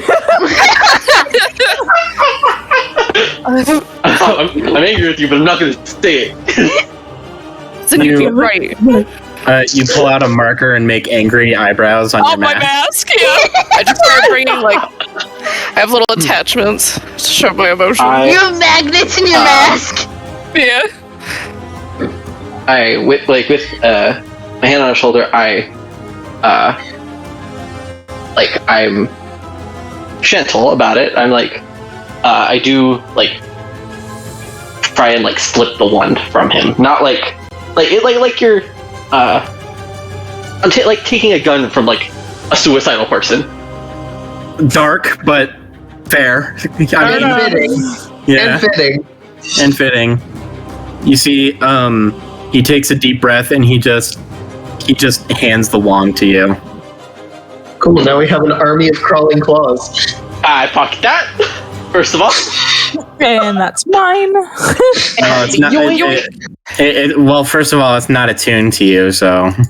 That's a nice stick you got there. Nice stick. And I'm sure soon enough Nazarin will take the magic away from me. I don't have enough power to control these things on my own. But you on could. second thought, I guess Prodigy just meant I was a good tool. Hey, hold on there, Kai. Oh, don't let that determine your worth at all. I think you could do a lot of great things when you find the right place. And he I put both hands on his shoulders. Now, what I would like you to do is get somewhere safe. if you find, I feel bad. I forget what Saren looks like. Oh, she has red hair. She has Ginger-haired. golden, like way crazy golden armor. Very flashy. She has red hair. She has golden armor that is connected to what appears to be like a decorative like red dress. It seems kind of like a Combat dress. yeah, like a combat dress. She has gauntlets that cover her entire arms, and they have like claws at the end. Although she's probably a little busy right now. Wicked as shit.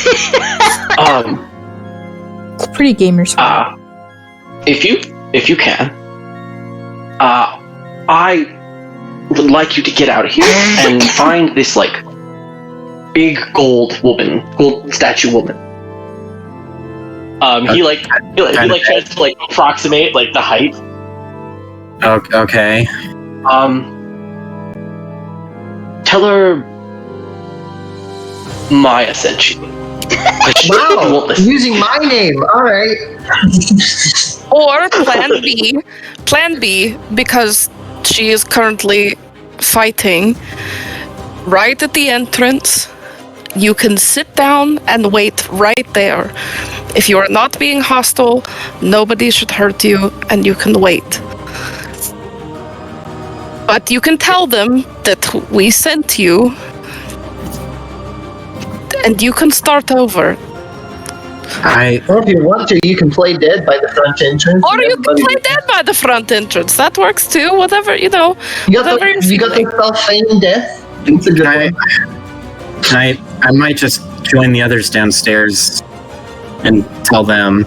Yeah, there's a couple of people in the kitchen. There's a little bit of bread left, probably. And I gotta do one more thing. What's that? He pulls out the sending stone. Press this big red button. He holds it up to his face and he goes, Hi. Master Talvain, I lost. Oh. And you hear through the sending stone, disappointing. Fuck that guy. Slap this bitch. I hold my hand out for the sending stone. Mine looks fucking furious. When I see her, it's on site. Right. It's straight up. That's right. Talvain really just went to a community college and was like, I'm gonna take all these kids in need of like shit and just manipulate them. That's my children. That's very girl boss gaslight gatekeep of you. I know. Hands, if anybody wants to take the sending stone, all of them hovering the thing. So who the fuck do you think you are doing all this dumbass?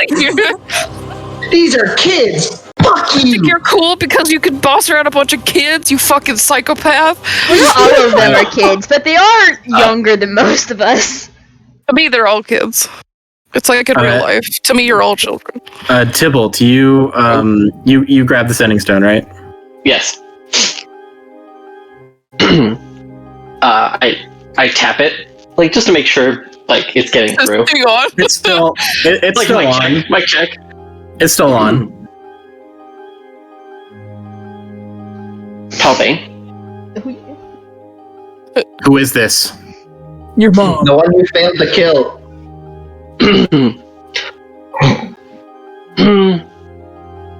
A failure of yours. What?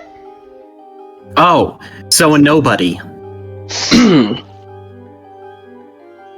I will be coming for you. We will be coming for you. You will be finding your death. Leave this tower if you want to survive. No. You couldn't kill me the first time. I granted you clemency. I spared you. For a brief moment, you saw grace. And now you are stupidly coming here. Hang it up. I really don't want to keep listening to him. In the middle of her like ranting about, she's probably mad that she failed to kill me, and I'm rubbing it in her face. But see you soon, Talvain. And I hang up and I chuck it down the hole.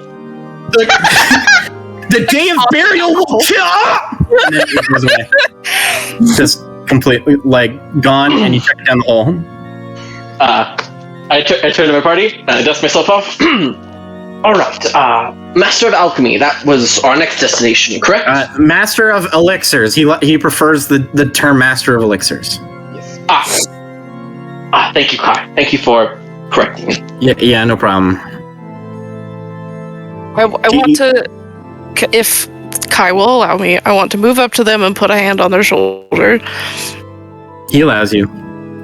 I promise that even if this feels like the end of the world, you can always start over, and you can do whatever it is that you want to do. But it's gonna feel like shit for a while. I feel like shit now. Yeah, it's gonna feel like that for a little while. But also, you're not alone. There are lots of people just like you in this tower that are also going to want to rehabilitate themselves. Don't forget that. He looks at you. And his eyes narrow a little bit. What? Nothing, just... I guess I can tell when somebody is speaking from experience. I'll see you later. I'm getting out of here. I'm gonna give him a pat on the shoulder. As they go. Before he goes down the elevator, he actually turns a corner in the corridor.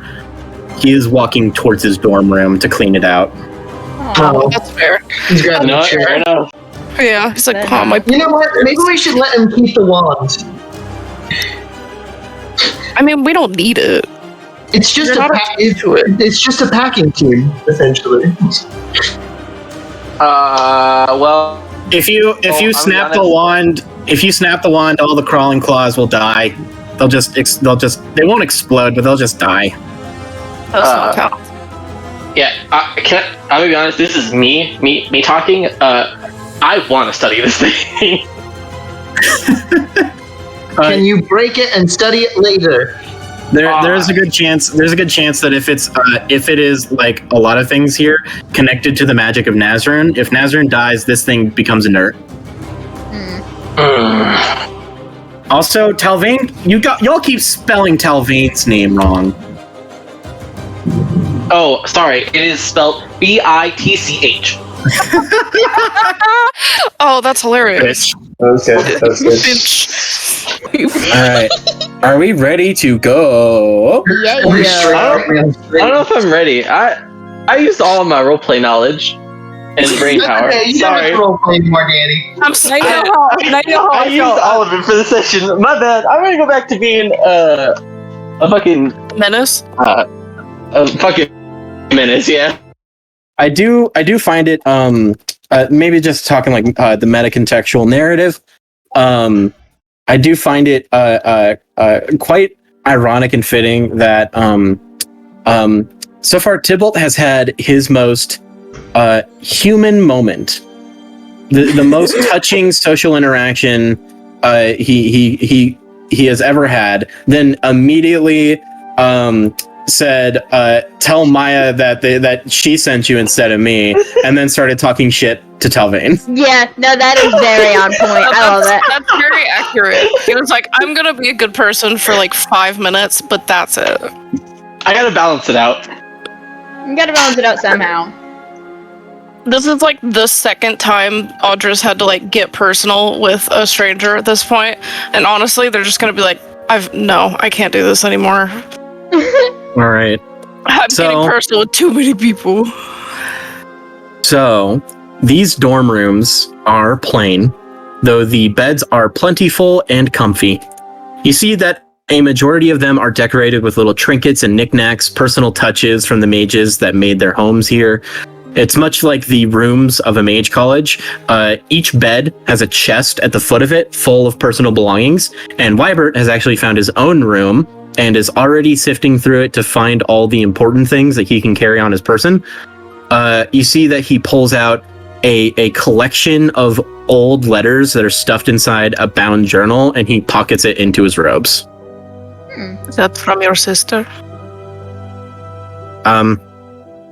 Yeah. Well, they were all sent back when I was living at the other main college. I haven't talked to her in a while because you can't really send letters to this place. If you want to grab your porn, we can turn around. My what? Your porn. What's porn? You can't tell me porn doesn't exist in this universe. Porn exists everywhere. No, porn does exist in this universe. He's a poor teenager. He doesn't have access to OnlyFans. You know what? Never mind. You'll learn when you're older. I'll tell you when you're older. You will leave this boy mostly uncorrupted. He's a necromancer. What do you mean? He's already We can corrupt. reverse the corruption. Well, you know what? We'll talk about that later. I'm very confused right now. Don't That's worry fine. about it. That's normal. Anyway, moving on. So, You got everything you need. I guess if you want to look around here, there might be something useful that's not being used by the students. Oh, I'm gonna start snooping. If anybody wants to, they can make an investigation check. Not passive investigation. Passive investigation does not count. Okay, I'll roll an investigation check. I will as well. I'll do it for the hell of it. I got a 16.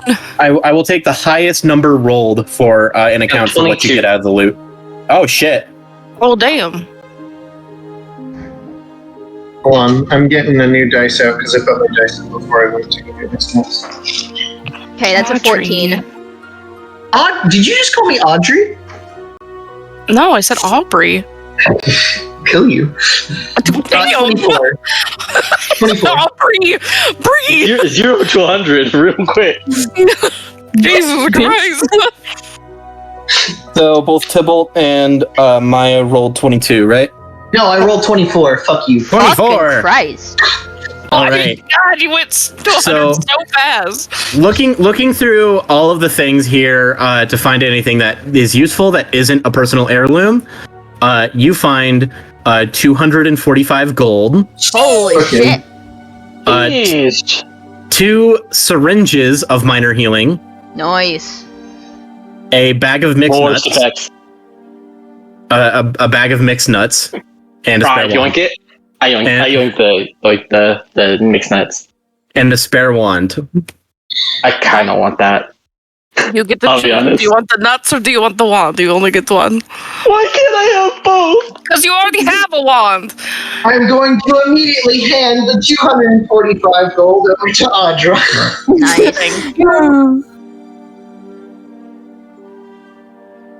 Nice. They're making some progress. It's a How start. much do you owe in total? Let's Do see. you have a debt counter? I do. I have it written down somewhere.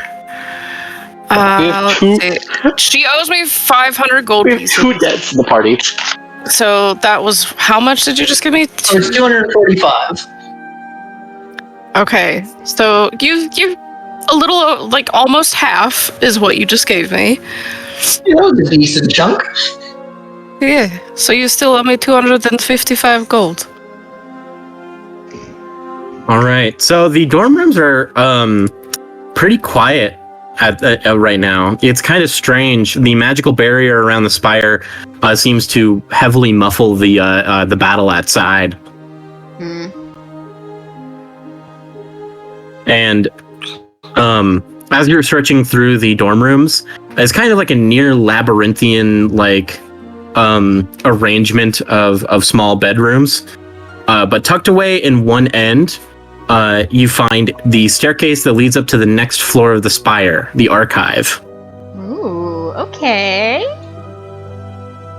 Fun. Oh, this Everybody- is my kind of place. I was gonna say, This is my Maya, kind of I place think right this here. is- Oh my Maya, The god. door isn't I'm locked like, or anything, yes. is it? Maya, I need you to remember that we don't have a lot of time. Listen, this will be easy for me. I'm sure it can't be that big. What'd you say, Vuras? Is the door locked? The door here, not locked. Okay. So, walking up the stairs, you feel an uneasy stir in your stomachs.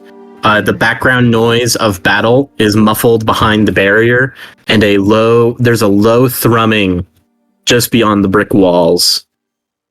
When you reach the top of the staircase, you find the door to the archive. This one is locked. Okay, cool. Is it normal? Like, is it just a regular lock, or is it? Can you try it? Magical. Yeah, I mean, I'll It's locked. It feels like a normal lock. Feels like a normal lock. Okay. Does anyone here particularly know how to pick locks, or? Oh, put my glaive. I do. You pushing the rogue out of the way. She's fine. She'll just stay in the bag. It's okay. Wait, that's right. You're sneaky. Can you open it? I'm pretty sure I can. Really fast, Do I you wanna also make want to it- just to be careful. I'm gonna do an Arcana to make sure that it doesn't have something on it. I thought for some Roll- reason I didn't have thieves' tools. I was very scared. Roll Arcana, a These tools. misfortune. Roll Arcana, misfortune. Roll me a Thieves' Tools check. Okay, I forget how to do that. Proficiency plus dexterity. Okay, that is 14. 14 Arcana. Telling from the outside, this door does not appear to be magical. 24. Cool. 24. So you slide the Thieves' Tools, the like lock picks, into it in a when one swift motion, unlock it. The door's open. Ta-da! Nice. Thank God. It really Alright. must be my lucky day or something. I really didn't think I was gonna have any luck today. Misfortune, you're the first to step through the door. There's an extra step and you trip forward. God damn it! I fall on my face immediately. As I'm talking. I offer her a hand to get back up. Well, you can't win them all. I guess you're right. So breaking into the archive, you find yourselves flanked by stacked bookcases on either side. A couple steps forward and past the bookshelves, you see a large library-like area full of reading tables and chairs. There's a ring. Sorry, that was an involuntary noise. She's really excited. A ring of massive bookcases full of tomes surrounding the reading area, as well as there being like a large open like circular space in the middle of it. Directly opposite of the staircase is another magical fireplace, like similar to the mess hall. This time, there's a huge ornate portrait sitting above the mantle. Many books and tomes are left out on the tables, half read and abandoned as soon as the alarm sounded, and the archive seems empty. Now, about that portrait. Uh-oh. Yeah. What are we looking at? That portrait you see, it is Giant boobs. Giant freaking honkers. it is a pinup. It is just giant tits. Nice. No. Boo. It is of a tall and handsome high elf man. He is dressed in ornate robes of dark black and purple. His skin is of a more tanned olive complexion, silvery hair that instead of flowing down straight like most high elves do, it actually holds its weight as a curly and slightly unkempt mess, like he never really had the time to comb it. Around his neck, he wears an amulet with this swirling, mesmerizing pattern. It is made of a bright platinum. This amulet represents the raw weave of magic and shows one's status as an alliance-recognized archmage. This is Elistrad Nazrun, and his Okay. face. Now I get it. and his face is full of life. A kindly smile, worn proud. In one hand, Nazrun holds a large, gnarled, and dark-colored staff. The wood twists upward and splits out around a purple gem. This gem is spiked, sharp edges pointing out from the twisting wood that binds it into its place. His other hand rests on the shoulder of a younger drow apprentice. She looks stoic and determined, hair tied back in a ponytail. She is wearing black necromancer robes, less ornate and much more simple. One hand is clutching a spellbook against her chest. You can assume this is Imra Talvain. I have a feeling neither of them look like that anymore. Just You are probably Feeling. right.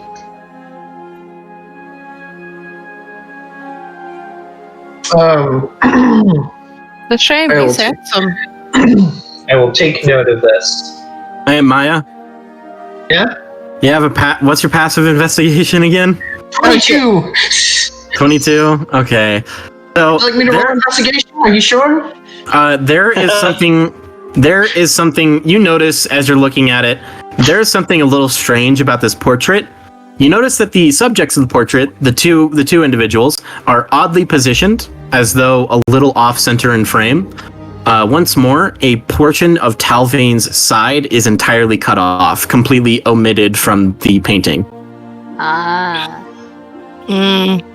Oh boy. I'm gonna look around.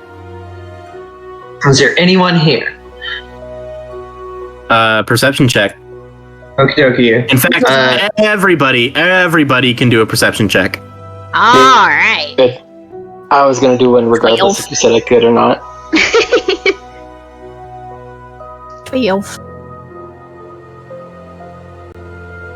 You said a perception check? Yes, perception. That's 18, 17. baby! 18. I also Yeah, got there we go. 19. All right. So Nice. most of the books within the archive appear to be largely like mundane, kind of the run-of-the-mill stuff that you would find in a basic mage school. History subjects, basics of magic and necromancy in particular, fiction, non-fiction, how-tos, and the like.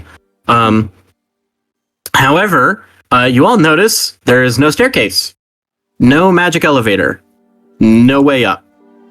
Yeah. Which is odd because you need to get to the alchemy lab somehow.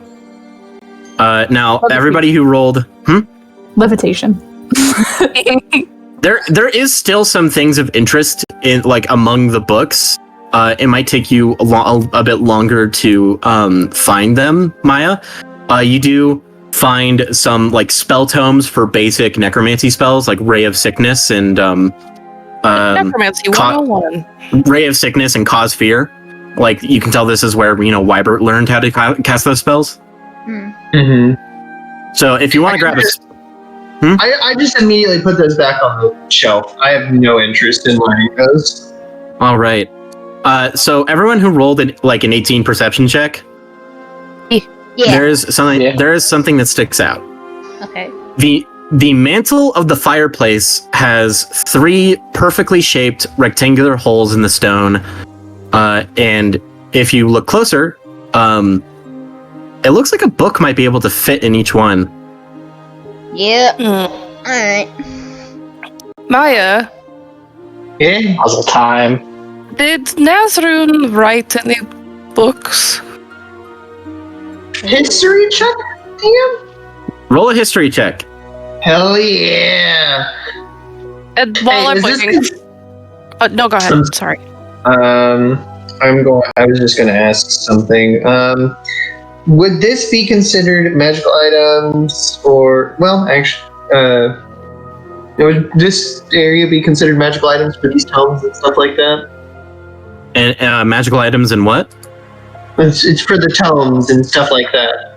I would not say magical items. You're looking for a history on books, like Okay. Nazrun's. That's fine. I still have a +7. It's fine. Jesus. That's a 25. Jesus Christ. 25. Nazrun wrote plenty of books, like mementos, not mementos, like memoirs. Memoirs. Memoirs are about your life, right? Yeah. Okay, no, he did not write any memoirs. My bad. He wrote a lot of the like basics of teaching necromancy and stuff like that. A lot of like books on the energy of life and death and undeath. Like philosophical books. Yeah, a couple philosophical books. Those are penned under completely like separate, genres, because he legally couldn't put his own like opinions when he was making a textbook for necromancy. Right. When he was authoring that, he couldn't like start talking about his own philosophy towards necromancy, but he could write down all the basics and stuff. Educational necromancy, such and such. Yeah, there is his books. There's a lot of copies here. But as you're going through them, not all of them seem to be able to fit the slots above the mantle. There's a bunch of books that are scattered around the floor and on the tables. And if you spend some time, you can figure out which ones could fit the slots above the mantle. I'm gonna start looking for anything that might fit, and I also want to keep an eye out for anything that might catch Audra's attention. All right. I would like to investigate the painting further as well when I get to my turns.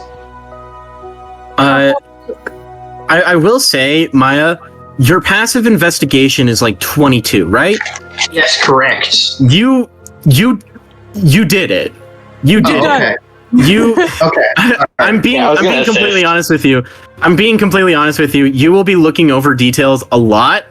If you do that, I'm saying, like, if you investigate it further, it does seem kind of odd. Like, they're off center, a little like piece of They were photoshopped in. kind of like it was cropped wrong. Is a little piece of Talvain is gone. Like her like right hand side or the left side to you. She's still mostly visible. But it just seems like an odd way to paint a painting or a portrait. Are there other portraits in this archive? Other portraits? Yeah. There's a couple, though it's mostly like fancy artwork, like filler artwork. There's a couple that are like, how. There's the very famous painting, like Japanese painting, The Wave. Yes. It's like there is a couple of those that are inspired by some of the great Azamar from times long past. Like there is a very famous painting of somebody like recreating what it must have been like to see Proenthea Weavewalk, the world's first wizard. And how it's like her standing atop a great plateau and summoning the weave across the entire sky. I wish I had my notes. I had my notes right now. This is making me so sad that I can't write this down. It's like when Renaissance painters would paint like descriptions of the Bible. Essentially. Like all these great historical things or like what have you. In like a very artistic way. There's a couple more portraits of like of Nazrun, though I will say actually, as you investigate the other portraits, most of them he seems a little bit more stoic, a bit more like less of a smile. Right. The big portrait is the only one that shows him smiling, genuinely happy. Like a proud father. The when you say that his portrait, the one that's cropped, it looks like a part of it is missing.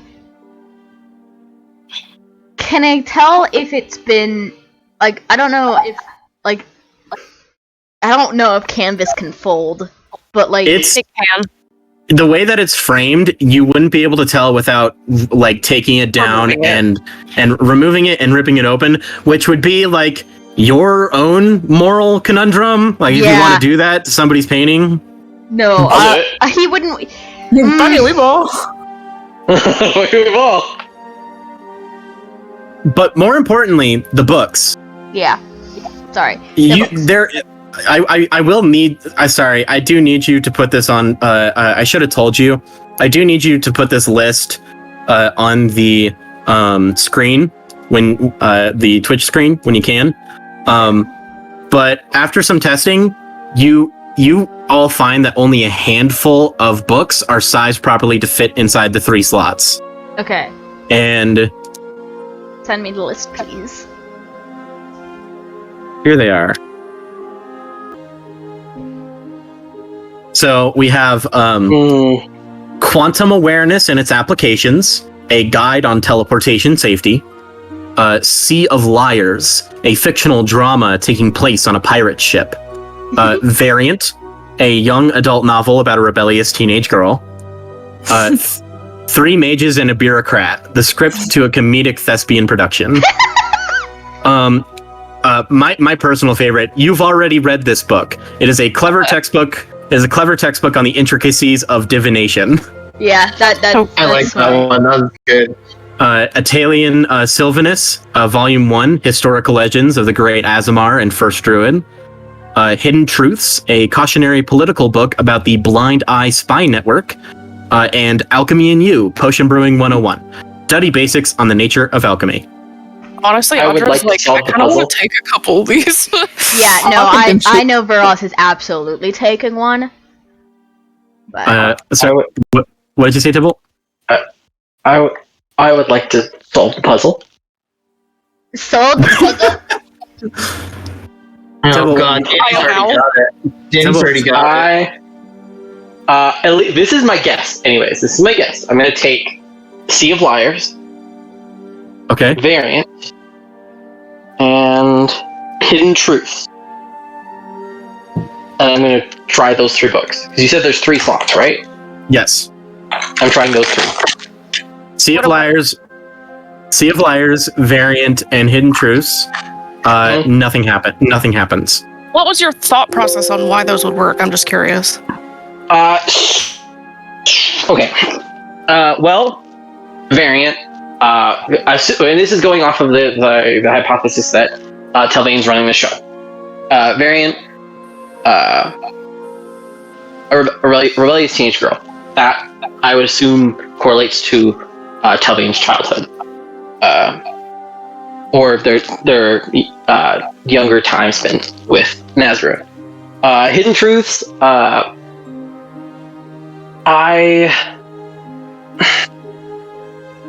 You like hidden and like truth, and I was like, oh well, this is like a technically like a hidden passage. I was like, it's a little on the nose, but Sea of Liars. If we're going the route like Telvain is running a show, maybe they had a falling out with Nazareth, and Telvain believes Nazareth to be a liar and like a betrayer. So, okay, we're trying to get to the alchemist. So Sorry, real quick, Koden, you can take down the pic behind. No, you're fine. You can take down the picture that's behind the whole list of books because it will probably look better. well, I'm just saying. it'll read better. It'll read better. Are any of these books by Nazareth? I feel like we're missing something really obvious. Oh no, I'm fucking stupid. None of these books are by Nazareth. Okay. Wouldn't it have to do with alchemy to go up to the alchemy? Yeah, That's I what was gonna thinking. say. Alchemy Yeah. is gonna more than likely open it up to our alchemist friend here. But what else? Well, we could try. I was just gonna ask if I could do. Sorry. Go ahead. I was just going to ask our DM, hey, can I, since I'm very stupid and I don't do puzzles super well, can I roll an intelligence check for a hint? Sure. Roll an intelligence check for a hint. Are any of these books written by the same person? No. So it's a wide variety of people. Gotcha.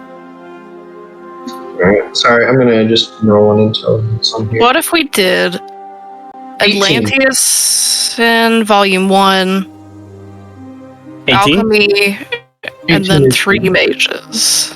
Yeah.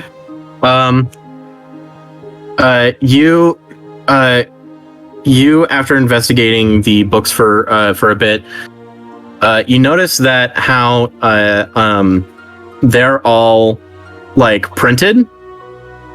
The names of their actual titles are printed on the spine.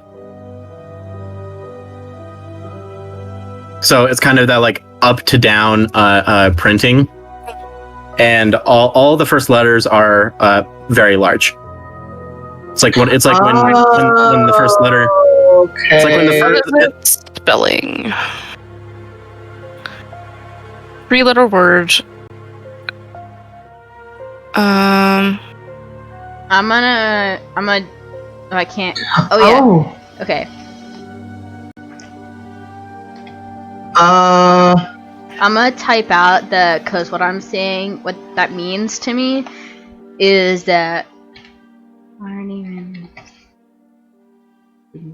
Oh wait. A-S-V H-T Alchemy U D. Can I take another stab at this? Go ahead. I'm gonna take alchemy and you. Okay. Quantum awareness. Okay. And you've already read this book. So AQY. Nothing happens. Bitch.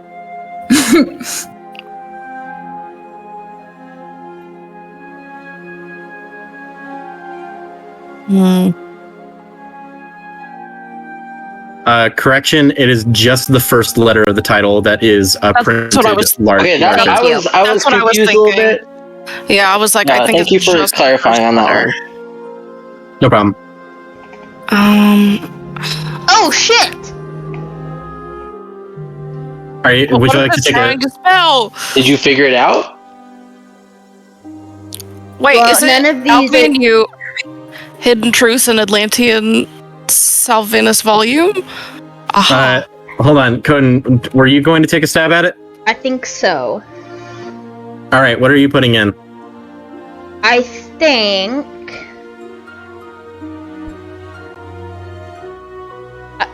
Yeah, I think I'm gonna put in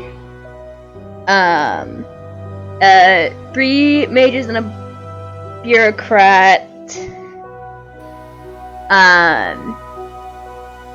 Alchemy and You, and then you've already read this book. All right, you put those 3 in. Nothing happens. Okay. Okay, I would like to try mine. All right, you go. Alchemy and You. Hang on, Audra, go. Alchemy and You. Okay. Hidden Truths. Okay. And Atelian Sylvanas, Volume 1. AHA. Nothing Yeah. happens. Damn it! I thought it was like, aha! You opened it. I was thinking. That would have been clever. I was That would've been thinking clever. if there was an N, it could be Anna, but there's no N. Yeah. I was thinking either Talvain or Nazrune, but there is no N once again. Would it be like AVA then? Shit! Wait, Zero. wait, Look at Ava! Oh my god, I'm gonna punch myself in the face. You bitch! You motherfucker! You Oh my god, you're a fucking genius! Yeah. Alchemy, Are you telling me that Next if time I see you, I'm gonna actually beat the think shit about out of things, you, you it works? clever ass motherfucker. Alchemy what and You. Okay, Variant. Alchemy and You, Variant, and Italian. Italian? Is that what it is? Italian. Atalia. Okay. Yeah, I'm gonna put those down. All right. Sorry, Theo, were you going to say something? It sounded like you were trying to speak up. I said Ava because I was gonna do Ava. Oh, I'm sorry. Yeah, go on ahead. No, it's fine. Yeah, it's already happened. It's done. I'm sorry. Okay. I got excited. So, all of you together and Misfortune, you slot the books into the mantle spots, and as you do it in that order, the books glow for a moment, then suddenly the slots disappear. You can't see the books anymore, but from the ceiling, you see stone bricks magically descend to form a staircase in the center of the reading area, slotting in right where there was an open space. I don't know why I thought it was Good work, Anna. Misfortune. Good work, Misfortune. Yeah, so congrats. Misfortune, you figured out that it was Ava. Koden said Anna, and I was like, it's not Anna, it's Ava. Yeah, I think we discovered it at the same time, but I was just like, ah! I did enjoy that, and right after Theo was like, "Is it Ava?" Everybody started fucking exploding. You're like, "Oh my god, you son of a bitch!" I'm We're sorry. all I wanted stupid. to read some of those books. Oh yeah, no, I'm definitely taking. I know what foreshadowing is. That was good. Very Oh, good. That was very good. Apologies for yelling over you, Theo.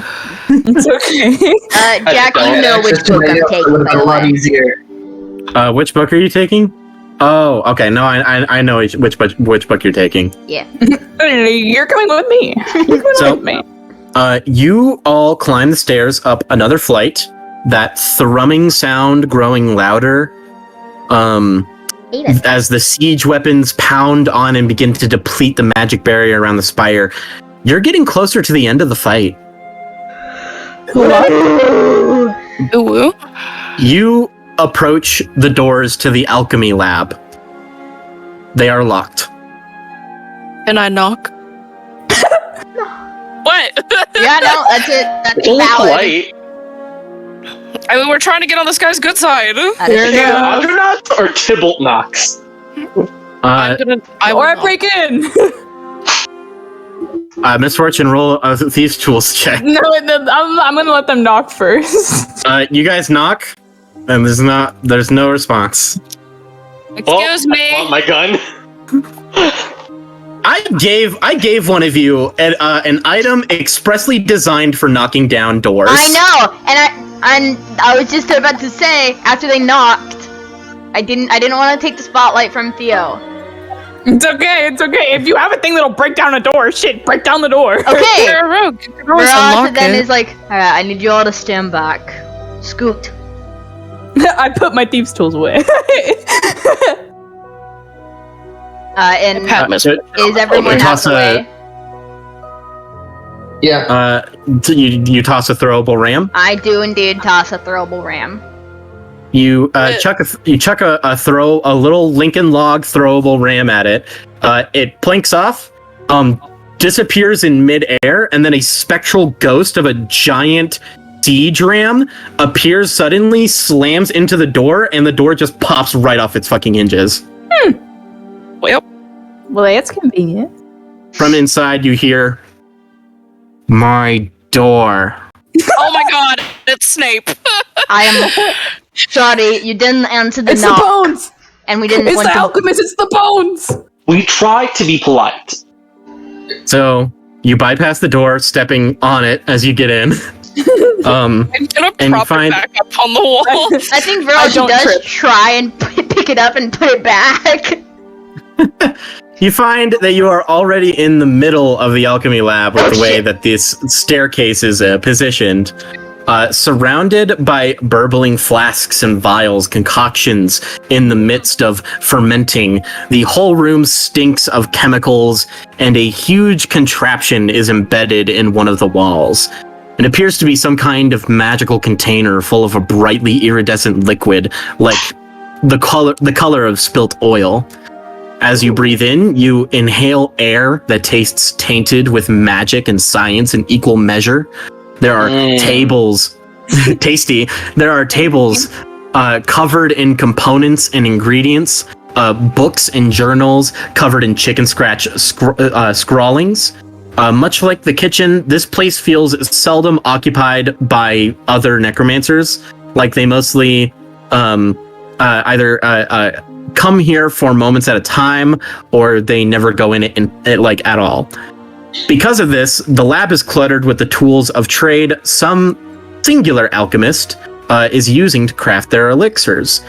Speaking of which, across from your group, as you step into the alchemy lab, at one of the many work desks set out around the lab, is an imposing figure, just a bit too tall for a normal human, hunched forward with another large contraption attached to their back like a travel pack.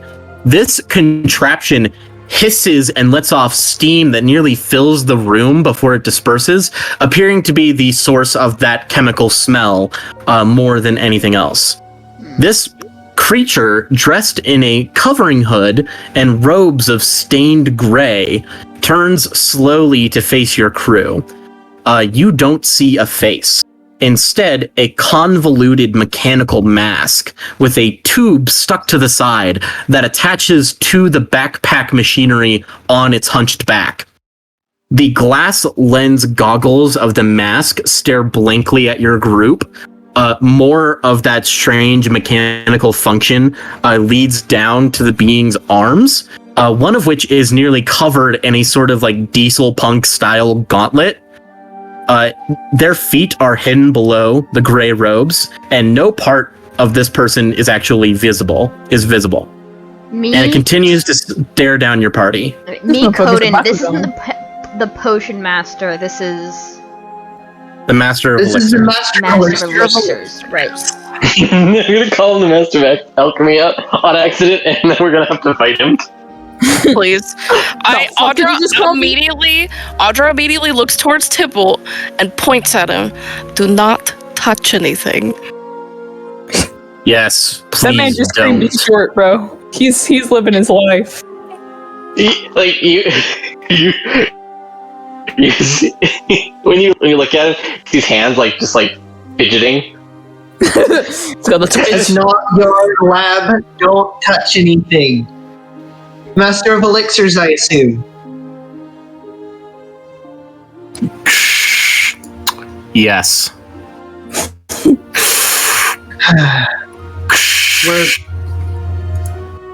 I'm also assuming you know why we're here. Not to fight.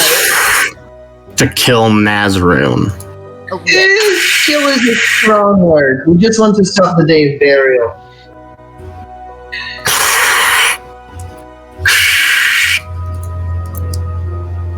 Inconvenient. Inconvenient? You cannot reach Nazrune. There's no stairs between this level and the next. But we've heard that you might be able to help us with that. Why would I? That is Excellent question, actually. excellent. Possible resources for the future? An investment. What are your names? Bro, I hold out a business card. Because I'm waiting for this. He with one of his with the hand that is covered in the mechanical gauntlet is large robotic fingers, reaches over, grabs the business card, looks at it. The gauntlet appears to have mechanical figures. Koden is just calling out Warforged in the chat. I'm not confirming nor denying. You see that he holds it up to the goggles. Sorry, can you hear the thunder in the background? no, That's I lit, cannot. yeah. I heard it. Fucking. I could. Damn. I turned down I turned up the sensitivity on my mic so that you would be able to hear me do the mask sounds. Yeah. Yeah, we can but hear that. He takes a look at the business card. He reaches into his robes and he pulls out his own business card. Yeah! and hands it To work with Tybalt, you're the same person. and hands it to Tybalt. Tybalt, it is a dirty, nasty little post-it note that says Z-Lob. I love Z-Lob! Zlob. Z-Lob. Zlob. Master love of it. elixirs. I was just going to ask if you prefer that. Either or. Oh, Yes, pronouns. P-Day. his pronouns is a Master of Elixirs. Master/elixirs. Any pronouns. Swag. Swag. Binary bitch. King I shit. do say you have an amazing lab, and he's just like looking around, fucking vibrating.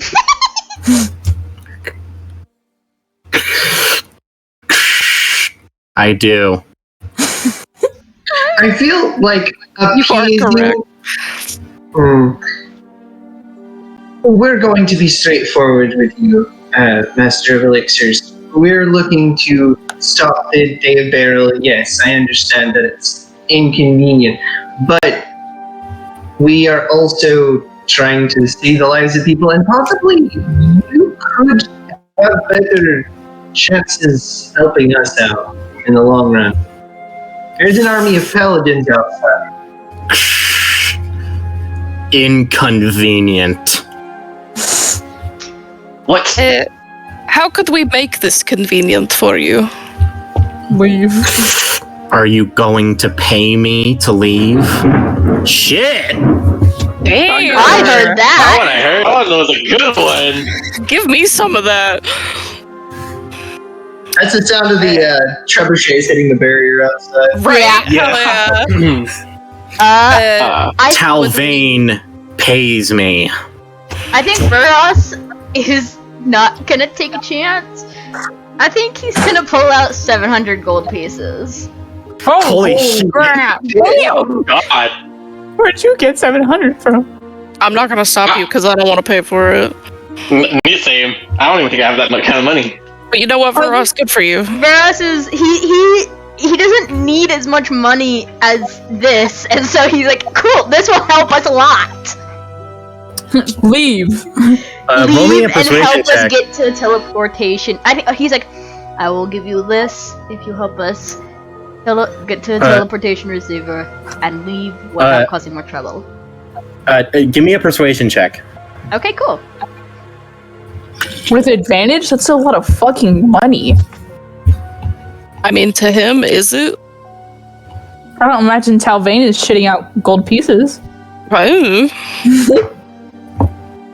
I don't know his life. 17. I feel like Unless she's not only recruiting teenagers, but also stealing their money, which would be awful. I mean... So 17. 17? Unless, do you want me to roll with advantage or no? No. Okay, just 17. Nerp. It is a little. It would be a little difficult to convince him, like, to leave a job like this. So, even though you're offering money, I would say, like, if you didn't offer money, it would be with disadvantage. Okay. So he looks down at the pack of gold that you have just displayed for him, and looks back up at you and goes, "Are you confident you can defeat Talvain and Nazrune?" Talvain ain't shit. Do you have any tips?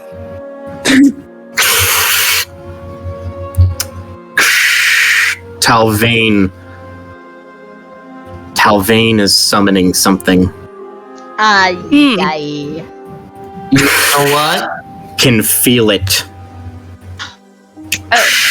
A hole in the planar edges. Oh my god. Oh my god. This army isn't for... This army isn't an army, it's a sacrifice. Not quite. But the She isn't people in that it smart. could be. A conduit? She isn't that smart. She is summoning something to kill you. Ah. The She's fucking legions, doing that. the legions of skeletons are for Nazrune. I think What Talvain Sorry. does with them. Shut up. Sorry. He's gonna shut up. What Talvain does with them, not approved. I think Vuras is completely like 100% serious when he says, "Whatever Tylvain is summoning will die before it gets a chance to hit us." Out of character. That's a lot of confidence, my man. That's a lot of balls. It is well Triple deserved. confidence. In character, Audra agrees. Out of character, I don't. In and out You of agree. character, Vuras, like, I think. Yeah, no, I'm glad that. Yeah. Could I Glad we ask could you, clear that up.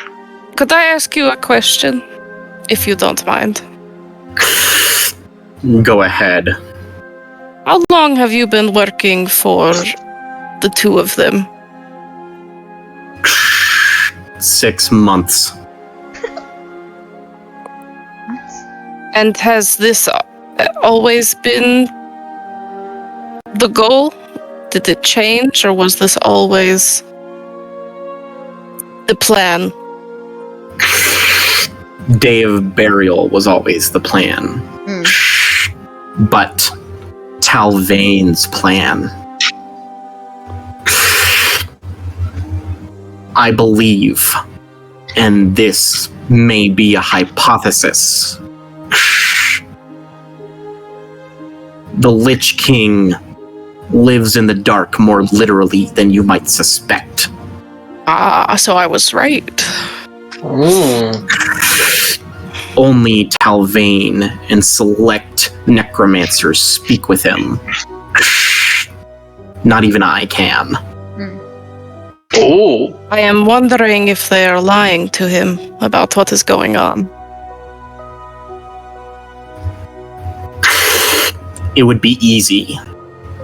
No necromancer can enter Nazrune's study by themselves.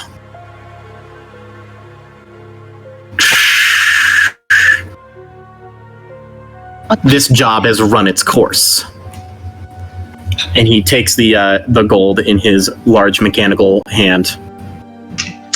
I know this is asking a lot, but I'm a caster myself, and we've run into a bit of resistance on the way up here, and I know it's not your problem, but is there anything in this lab that I could use to reconstitute some of my magic ability? If to prevent the end of the world, take whatever the fuck you want.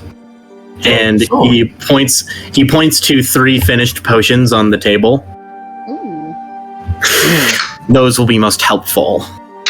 you give me so much power by saying, take whatever the fuck you want. I got permission to touch shit. I want to remind you, Tybalt, we don't have a lot of time. Just like in the library. A quick description, if you don't mind. Those as you pick them up, he looks at you and he says, most potent things in the lab right there. Anything more potent is on me. Those are elixirs of replenishment. You said there's 3? There's 3. So what these do is that it gives you the benefit of a long rest. Nice! Oh. As soon as you drink it, but there's only 3 of them. Okay. I have saved all my key points, so I don't need one. Yeah. Okay. I have all my spell slots because I used my harness divine power. That doesn't replenish until I take a long rest, but you guys become more like, that is like, oh, if there's one, like no one else absolutely needs it, I could take it, but I don't need it. it, you know? Yeah. I only have one spell slot left. Then me and Tybalt are definitely taking one, and we'll keep one just in case. You could give one to Misfortune. Yeah. Misfortune, do you have any abilities that you would like to recharge? Yes. Okay. All right. Jack, would it count? Well, yeah. The elixir of replenishment would restore your karma dice. God bless America. Give me that shit. Yeah, You're- I think definitely. I'm not sure if I changed the ruling on it yet or not.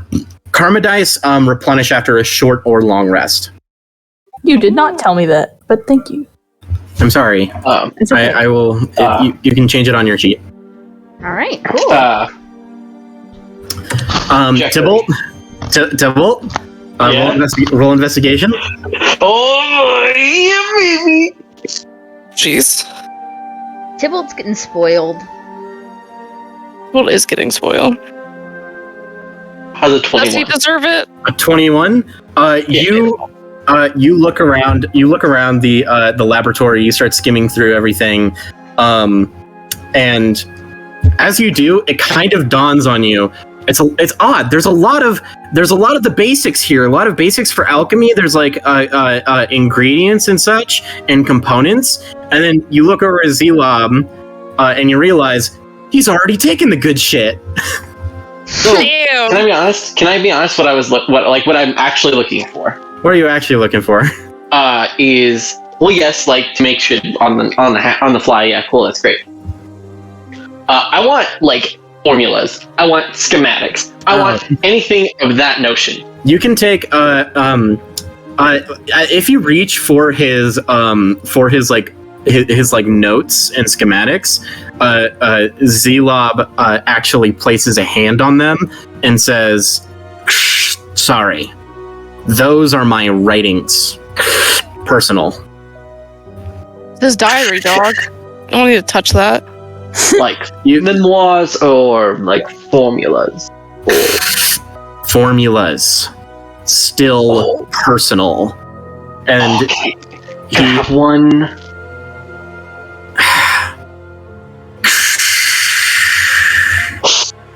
I get on my knees. He takes one book. He takes one book and gently shoves it in your face. Yes. This book will take you probably a couple days to read all the way through. But when you do, if you don't have proficiency with alchemy tools yet, you will gain proficiency with alchemy tools. Well, he's an archer. He already does. Actually, what do I have proficiency in? Jesus With Christ. tools? Oh yeah, I have proficiency with everything. It seems like. Oh my god, so give him a book, it's useless! I'll say.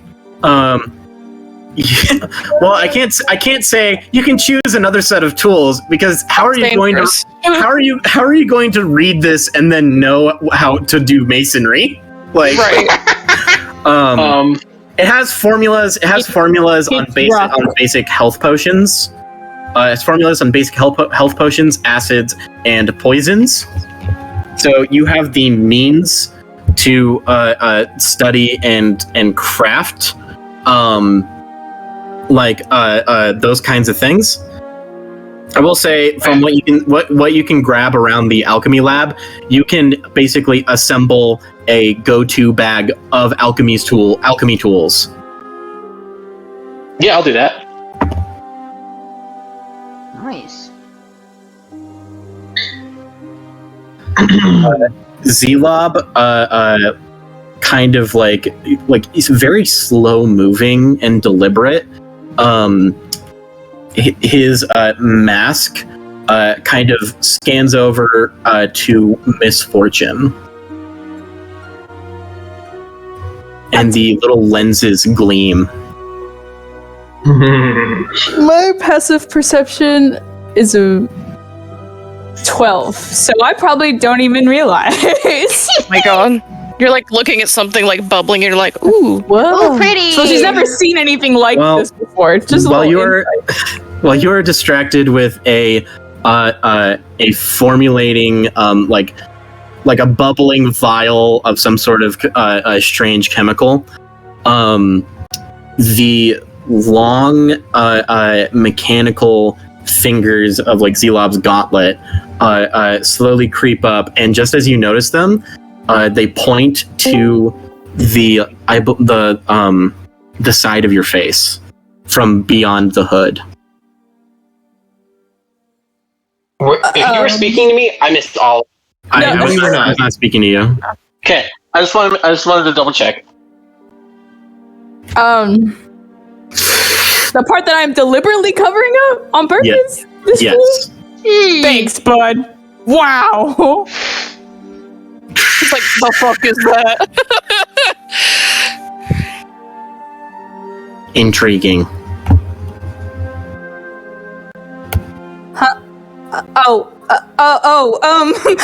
She like just like turns and she's like, I'm cool. Yep. Sure it is. I don't know what you're talking about. I'll be taking my leave. Did he It was a take the pleasure to meet 700, you. by the way? Oh yeah, he already grabbed the pack of gold. Okay. Yoink. I'm immediately downing that potion. Same. He pulls into. He goes into his gray robes one last 20 pounds time. of weight for my equipment. He goes into his robes one last time and holds out an orange crystal. Ooh. Oh, I have it in my hands. I'm gonna let Maya take that. I feel like she's the most responsible with magic. Teleporter. Yeah. I like that everyone thinks I'm the most responsible here. With magic. Okay, that's fair. I don't trust Tybalt, so... Responsible with magic, specifically. You're definitely not the most responsible with anything, but especially not magic. When have I been irresponsible with magic? When have you not been irresponsible? Well, no, I will admit, I've been irresponsible in other cases. But magic specifically, Tybalt takes very seriously. It's true, he does. As much as I hate his personality, he's very good with magic. I still think Maya You should all carry. seem like dipshits. We are. Thank you. We're the dipshits who get shit done. We've gotten this far. Hopefully. That actually kind of sounded cool.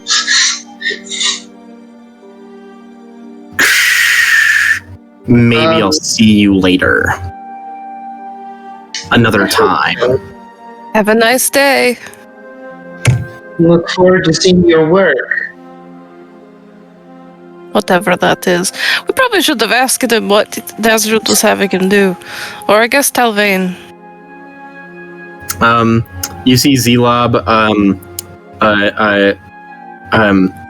once again reaches into his gray robes, pulls out a different crystal, one that is not familiar with the mages you have seen so far, and holds it in his robotic hand, and in a flash of light, you see that the image of Zelob, the master of elixirs, twists into a vortex and disappears. Nice. You see on the ground a couple drops of like a strange black like goop is just left behind in a sizzling like puddle, and then it kind of just evaporates super quick. Yeah.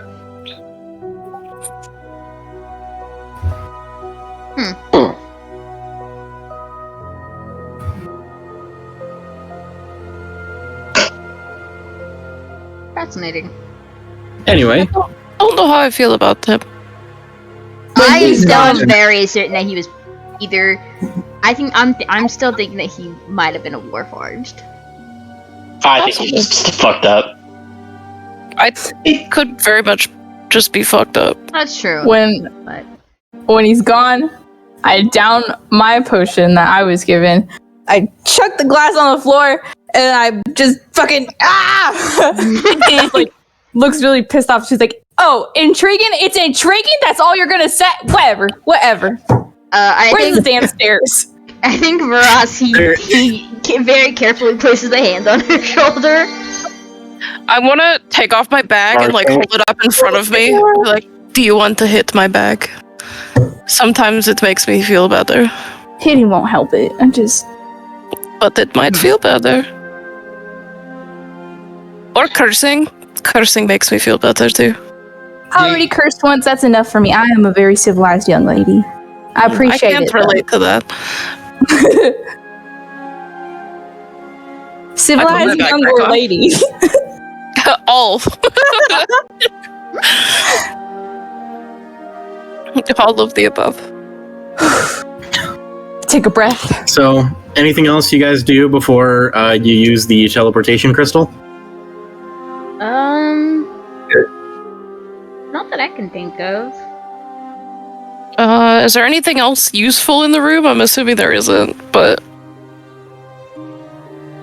doesn't hurt to look.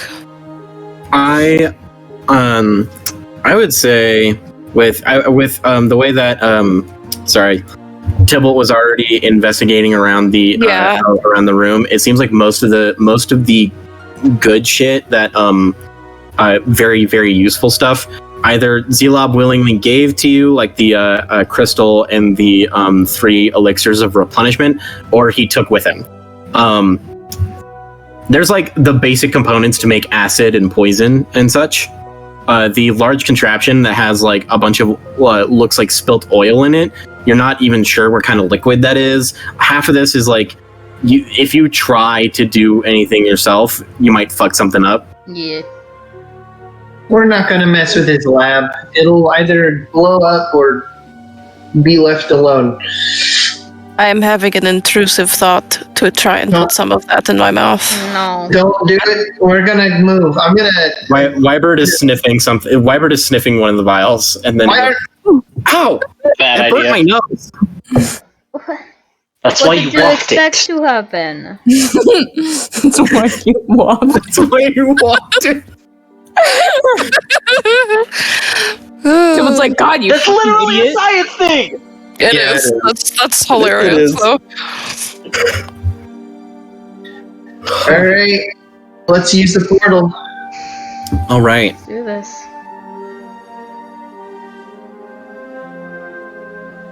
GM, did you plan for this combat?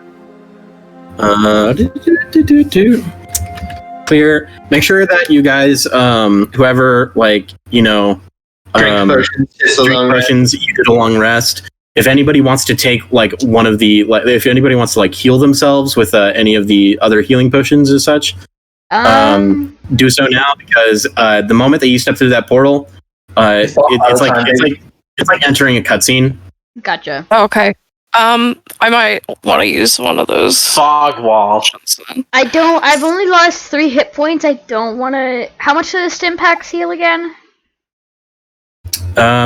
It's the same amount as 2d4 plus 2. It's 2d4 plus 2. I wrote it down. I'm only missing 3. I'm going to wait. That's probably a good idea. I'm missing more than that, so I'm gonna stab one of these syringes into my hip. All right, roll that 2d4.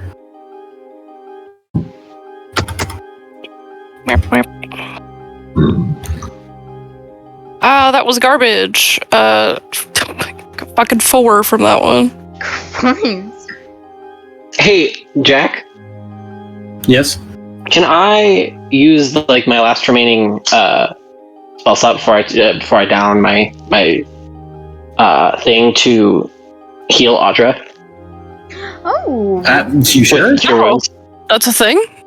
Yeah. Well, I mean, you get the benefit of a long rest, so you'll immediately restore those hit point, those spell slots. Well, shit, if that was the case, I wouldn't have used one of my syringes. Okay. Right. You can also game the system and heal Vuras if you have a spare spell slot for it, or is it this is your last?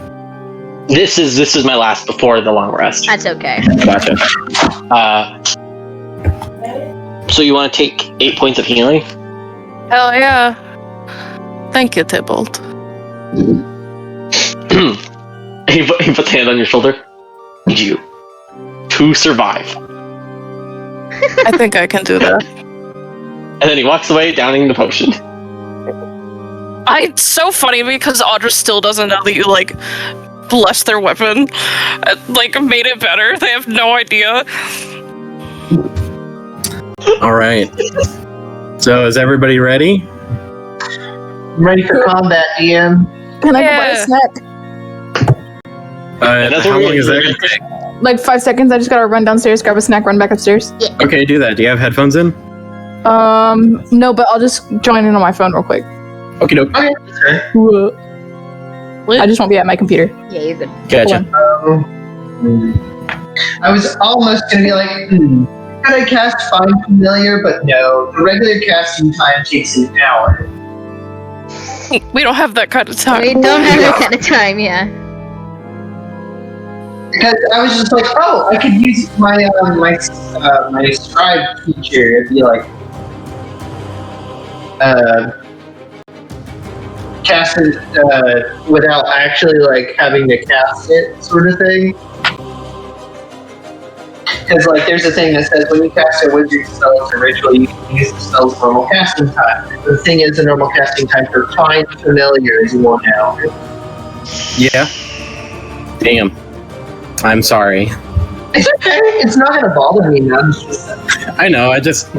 You can't have a friend right now. No friends allowed. No It's friends. fine. I'm so I curious feel bad anyway. what kind of familiar. I would love to tell you, but I'm not going to until it. That's valid, considering all the things I'm keeping from the party. We're all Alright. keeping a variety of things. So, when you when you use the crystal, a doorway opens within the air, headed directly to the second teleportation receiver. When your group steps through, you find yourselves in a familiar-looking room, much like the one that Audra, Maya, and Misfortune stepped into when first appearing in the Spire. Except this time, it is much smaller and completely absent of mages. Thank God. Just beyond the receiver rune, there is a stone staircase that spirals the length of the room and goes up to the penultimate level of the Spire Mirage. All right. Sorry. There's no last minute preparations, right? As you're in this room. I don't think so.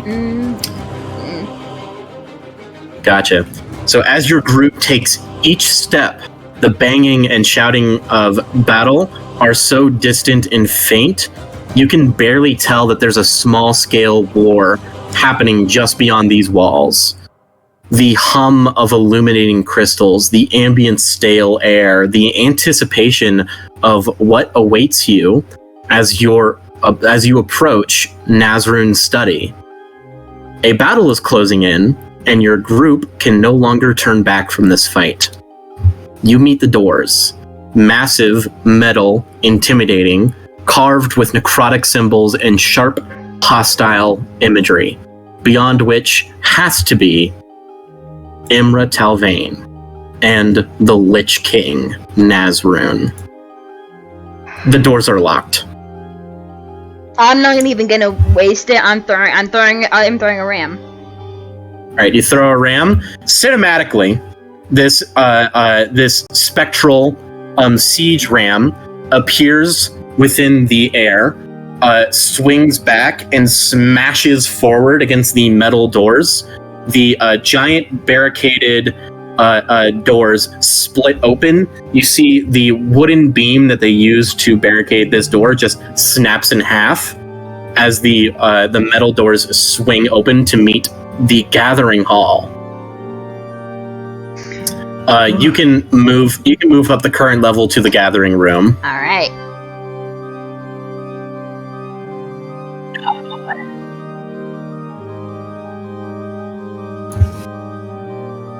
When you manage to open the doors, you step out into the gathering room, or perhaps the war room for the Circle of Burial.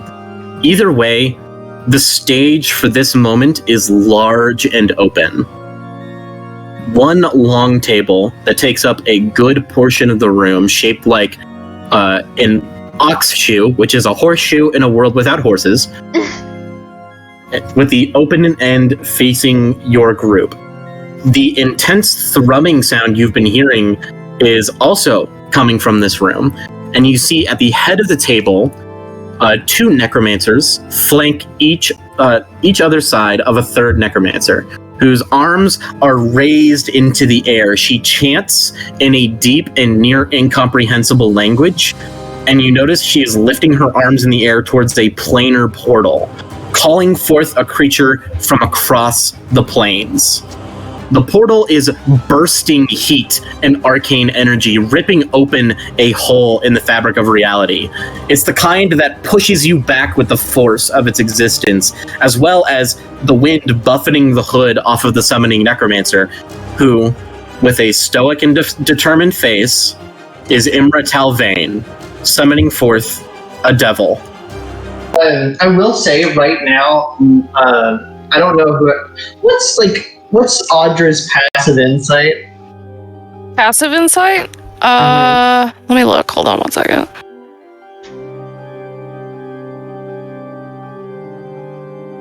Passive insight. 15. Maya looks terrified. Okay. Which is not a common thing you see on her face. I'm going to get down on my knee to look like I'm adjusting my shoe, so that I can be kind of more quiet to Maya. And I'm gonna make a joke to try and lighten the mood with her. I think that maybe Talvain and Nazrun, if we have to kill Nazrun, should count as more than one. You each? I think 2. Maybe 3 for Talvain. She seems like a bad person. Maybe 4? We just double. Yeah. We'll just all or nothing. I hold out my hand like a deal.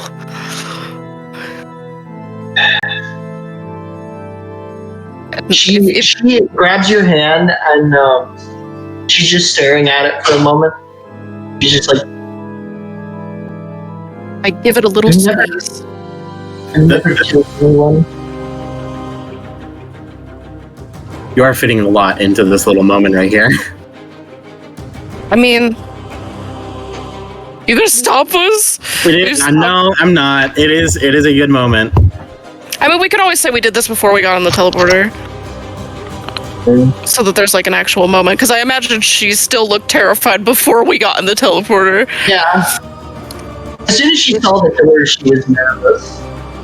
Okay, I'm back. Hooray! Pop-Tart. Dani, are you here? No. Dani? Dani? Dani? Dani? Dani's gonna, when we said back within 5 minutes, Dani's gonna be here in 2 more minutes. Dani's gonna milk those 5 minutes. Well, in that case then, Audra is going to give Maya's hand a little squeeze.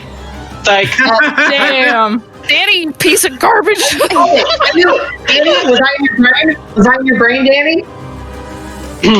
What? Never mind. Is I heard you say, Dani's gonna milk in 5 minutes, and I was like, fuck. I was trying to get my coffee and shit. Sorry. Okay. All right. Oh, I do does Talvain see us, or is their back facing us? Her back isn't facing you. She is looking up towards the portal, but as the loud explosion of a door shattering open and the barricade shattering open, her eyes do level towards the party. I grin and I wink, and I do like the hi, like a fucking toxic head. The little finger waggle. Yeah. Tybalt's so toxic. Her teeth grit, and her eyes belie a fury, and she goes, "Everything I have done here today, my whole life, for Nazrun, to destroy this sickening world and all of its nonsense. The war, the plagues, the death, it is all fucking meaningless. And you are here to stop me?" Yes, That's all right. because you're a piece of garbage. And you don't know what you're doing. You don't know what you're doing. You are halting, preventing the solution to the problem. I am here to fix everything. You're not even telling your mentor the truth. As roll an insight check. Oh shit. Also, Grimstroke, very, very good music choice. I agree. I know. The Grimshire one is amazing. Ooh, 23. Oh fuck! With a 23, you see that her eyes flare in anger at your words. How dare you? This will end with you 5 and that traitor dead. And as you see through the portal, clawing its way out, a devilish, evil, like gnarled looking a monster. One moment. I need to know what this It looks like. says Vuras looks fucking pissed. For once, Vuras is pissed. I like how we have like the full spectrum of emotions for this. We have terrified. We have arrogant. And now we have angry. Honestly, I feel sad for them. Like, am I gonna kick her ass? Absolutely. But I do feel like something clearly shifted at some point, and what probably could have been 2 very brilliant people, somehow something happened. It's like Yeah. Gazula. It is kind of like Azula, yeah. Brilliant villain. Terrible might- motive. Absolutely. Like, again, maybe I'm wrong, but I'm curious to see how the fuck this happened.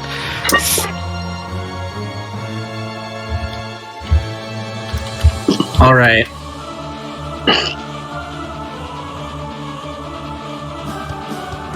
Oh shit. You see, I'm sorry. I should have been a little bit more ready for this eventuality. Uh-oh. Nah, it's my bad. Yeah, you're good. So you see that the pulling itself through the portal as the other two necromancers pull their magical energy in with Talvain's power. A large bearded devil. Ooh. Say less. Sorry. Mistake. Barbed devil. My fucking bad. Is it bearded or barbed? It's different. Barbed. It's a barbed devil. barbed. It is a different. Fuck! It's a barb. I remember these fuckers. It looks much like this. I'll say, is it a Pathfinder looking barbed devil or like a No, demon? It is more red. Okay. It is more red and thorned. Oh. If that's a Pathfinder Oh, I was looking barb thinking of a devil. different one. Yeah, this is a bearded devil, is what this is a picture of. Are you sure? I looked up barbed Yes. devil. Yeah. Barbed devils are green. They are. Yes. No, you're right. Bearded are red. Well, some of this is artistic representation. How about? Also, barb devils are fucking gross. No, I like this design. I like this design. They're both like yeah, there it is. Classic choice. They're Very pokey. Ooh. They're very pokey, which sucks for me.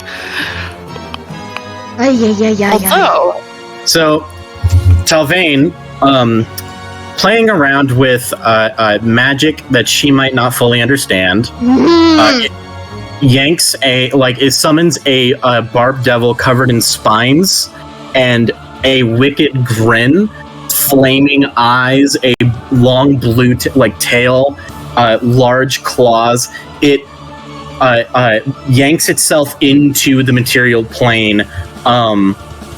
Vuras, this is wrong in every sense and fiber of your being. This is what you've trained for. Yeah. And you feel with a certainty that this has to go. Yeah. Talvain is less of a focus. I need to get that thing out. Oh, and I know how. So we are going to move into initiative. Okay. What?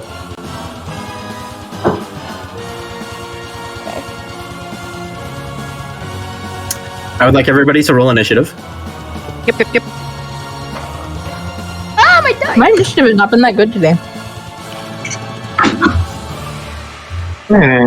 Use my fancy shiny die right there.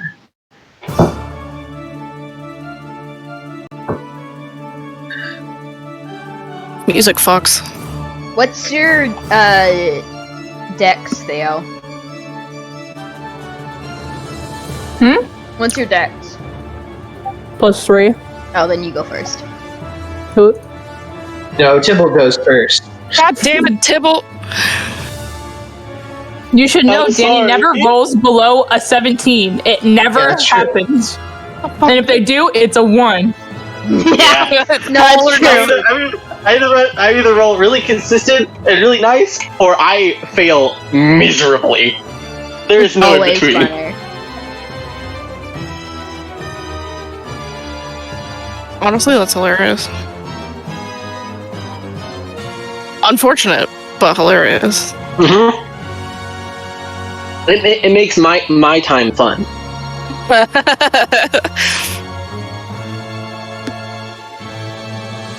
I'm working on putting Especially an with image the bullshit I'm gonna do. Bard Right. level up on screen, Right. by the way. Thank you. Can we see Talvain, or does she have her hood up? You can see Talvain. Her hood is blasted back. Does she look like the painting, or is it a little bit different? She looks much like the painting depicted her to be, but she is a little bit older.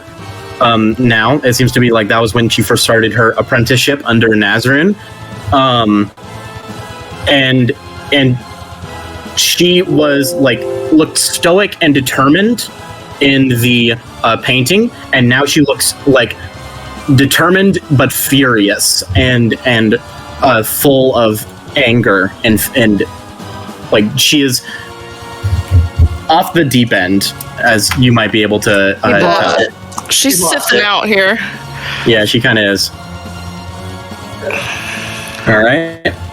So, good news for you guys. The Barb Devil rolled a natural 1 on initiative. Yeah. Listen, he just got summoned. He's a little sleepy. He's got summoning sickness. He has tummy sickness. He has tummy sickness. She's got jet lag. All right, so Long trip. He's about to get Tybalt- more, hopefully. True. is Tybalt, Audra,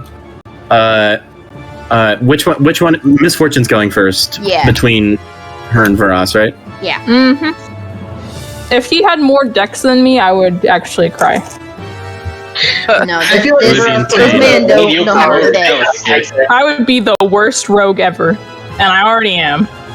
Maya is as soon as she sees the devil step through, her whole face changes and she's just rolls up her sleeves and says, "Leave the two mages to me." All right. You see, as this this devil crawls its way into the world, it speaks in a distorted, strange, infernal tongue. Does anybody speak infernal? No, Sadly, I do no. I do. No. Holy shit! Just Fortune, you do? I do. All right. You hear it say, "How long since I've been here? Who summoned me?" And Talvain shouts from the head of the table. And she goes, "Great devil, kill these intruders!" And then the barb devil laughs in response. And goes, "I kill whatever I see fit." Motherfucker.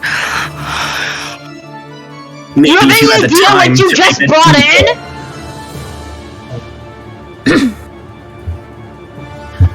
in? Shit, that was loud. Damn. I didn't hear what was said. I'm sorry. From Koden. You didn't read the fine print. Oh, you gotta read the instructions! Maybe if you made a deal first. All right, Tybalt, you act first in initiative order. Okay. Well, first of all, sorry, I gotta put my hair up for this bitch. Damn, I didn't even know you had hair long enough to do that. I do. I pride myself on it. Understandable. My hair just got back to like the length that I can put it in a little ponytail.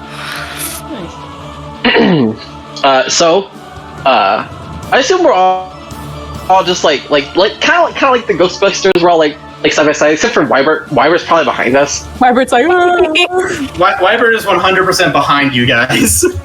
You hear that he's like cowering, like audibly, like his knees are clacking together. He's like, I totally forgot to roll for Wybert. Damn. Oh my god! It's okay. Holy Honestly, shit! I think he would sit out. He got an 18. Damn. Yeah, Wybert! go, Now he just has to Wybert. hit something. you can do it, guys. Here we go. Wybert. Wow. You're doing it, buddy. So I still have my mortar out. And okay, just so I know for later reasons if I need it. Because I got the benefit through a long rest, I don't have to spend a spell slot to change it, correct? No. Okay. But I look at Audra, and then I look at the devil. I nod. Cool.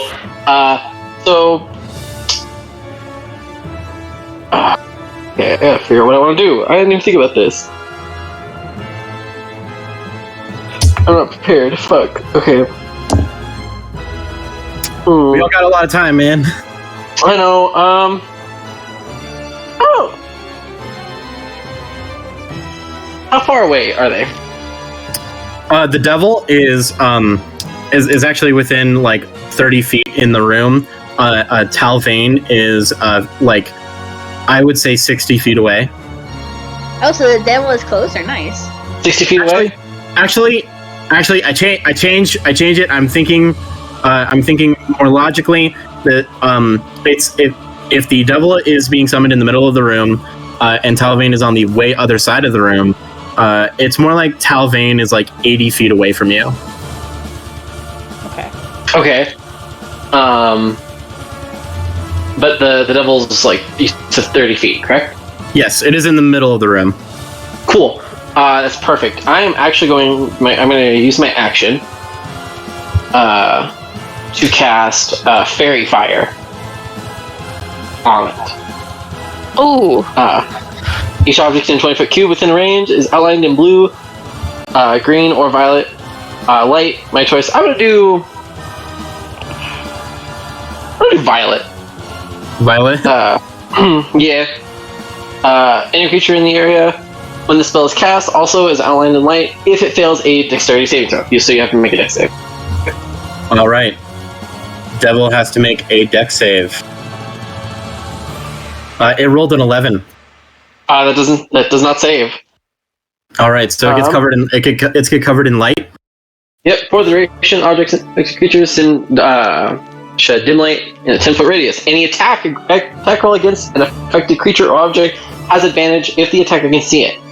And the attacker and the creature cannot benefit from invisibility. All right. Was brilliant. And then I know this probably isn't going to do a lot of damage, but I'm gonna fucking hit it with my mortar. All right, you now have advantage on the attack because you did that. Yes. Right? Yes. Great top of the round thing. That's pretty good. Hey, Miss Fortune, are you all right? I'm good. Okay. As the only person who understands Infernal, this barb devil gets covered in a bright violet light, looks down at itself, and goes, "Gay." Holy shit. Excuse you. What? You can understand me? Oh, holy shit. I'm killing you first. Oh no. He's like, I just thought he was talking to himself. You dumb bitch. All right, Tybalt, roll that attack roll. I will. Actually, I rolled a 21 with it. 21. What's the damage? That hits. I am. I am. I was 11. 11. All right. I don't got nothing else to do, so I pass turn.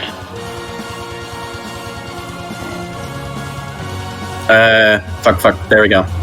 I had to calculate damage. I had to put down the damage. All right. So next in order is Audra. Oh, it's time. Okay. I've saved up all my shit so that I could really just blow it all at the end here. Okay. We still have to fight in Hazrun. Well, maybe not. I don't think we're gonna have to fight Nazrun, and if we do, I don't think so either. I'll figure it out at that point. But right now, as far as Audra's concerned, this is where it all needs to go in. So Audra's gonna crack their neck, and I'm going to do my Arms of the Astral Self as to spend a key point. Spectral spider legs sprout from your back. Yes. Or is that my bonus action? I believe. Can you just let me read this quickly, please? Yeah, okay. And then I am going to run towards the big devil boy with my glaive drawn. And as soon as I get within a 10-foot radius, I'm keeping a little bit of distance. I'm not going right up into their face. I want to do this, and I'm going to send you a message because. Gotcha. Yep. I think I can guess what you're going to do. Yeah. All right. All right. So I need them to make a Says when. Let's see. Okay, I'm not gonna do my astral self until I get up there because I don't want to hurt the rest of the party. Oop. Did Dani just die again? Yes, Dani did. Okay, so I'm gonna crack my neck, run up, and then I'm gonna do Astral Self and my other thing. So I need him to make a dexterity saving throw. That is an unnatural 20. Okay, well, they won't take the force damage from my Astral Self. However, they will, because it's an action for me to do my other thing. They're going to, since I'm ending my turn right here, they're going to take, let's see, 2 radiant damage since they're just in the area. All right. And then I'm just going to prep myself to attack next round, because that's kind of, since I didn't attack, I can't do gotcha. it. So, you run forward. The this radiant light explodes out from your spectral spider legs. The tip of your glaive glowing with that like brilliant that brilliant power, and you charge forward towards the Barb Devil. Next up in initiative order is Miss Fortune. Cool beans. Sorry, I lost where my Discord was. I was like, oh fuck, where is I'm putting my screen. Hello? You're all good. Alright. So what's the scene right now at this exact moment?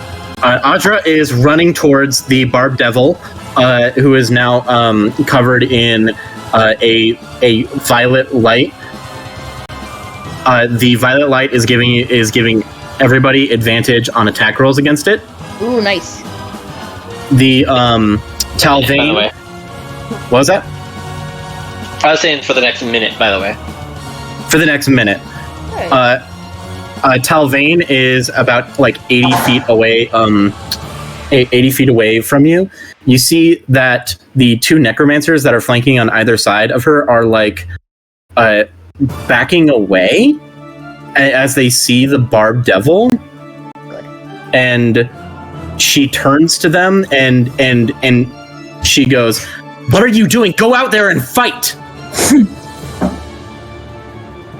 That's the scene. That's the scene right now. Okay. Well, Sorry, ma'am, but you've lost your marbles. yeah, they're like, so if that's the case, I'm gonna keep this dude distracted on me while Audra gets to go fuck that dude up, because I can hit him and then just dash away, and then Audra will be like, bonk, and then he'll be hit. That's my brain. Thanks. I say that he is technically engaged with Audra right now. Okay, swag. Well, actually, if he's engaged with Audra, then maybe We're getting married in the spring. Thank you for laughing. Could I use sneak attack then? Yep. Swag. That's what I'm doing. I'm also using my throwy boys. Gotcha. You said I have advantage? Yes, because of that fairy fire. Cool. Oh, so you would have sneak attack anyway. Swag. Well, did the 20 hit? A 20 hits? Okay. Fuck it up. There's another 20 hit. another 20 hits. Roll Okay, roll both of those dagger damage and 1 sneak attack.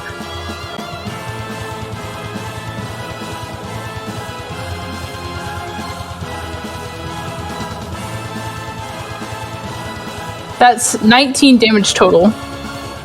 All right. And I want to say, in Infernal to him, wherever the hell you just, with the Southern draw, wherever the hell you just came from, you're gonna go right back. Swear to it. The 9 hells, you want to join? Hell no! You have no choice. Bonk bonk. Infernal, man, that really does something to your throat. So you guys hear Miss Fortune go like quad kodada, and then it's like it's terrifying. And she looks at her throat and she's back to normal. I love Misfortune so much. All right. So how much damage was that? All the damage you dealt to him? 19. Yeah. All right. Anything else you do? Like any movement? Yeah. How big is this room? I would say about like 100 feet, like from end to end, with Talvain 80 feet away from you. Is there any way I could disengage but go towards the path where Audra's going in case things make You're not engaged with him. You attacked at range. You're right. Cool. Then I'm going to dash over there and hide. Not hide at the same time, but you know what I mean. Skedaddle. You can bonus action hide I'll do that. way. with your like cunning action, I believe. Yeah, I just wanted to get to where she was going in case something went wrong, and then I have my karma dice. That would help. The back. Gotcha. All right. So is that the end of your turn? Mm-hmm. All right. After Misfortune is Vuras. Well, I do feel a little bad because you guys keep attacking this guy, and I'm gonna use my scroll.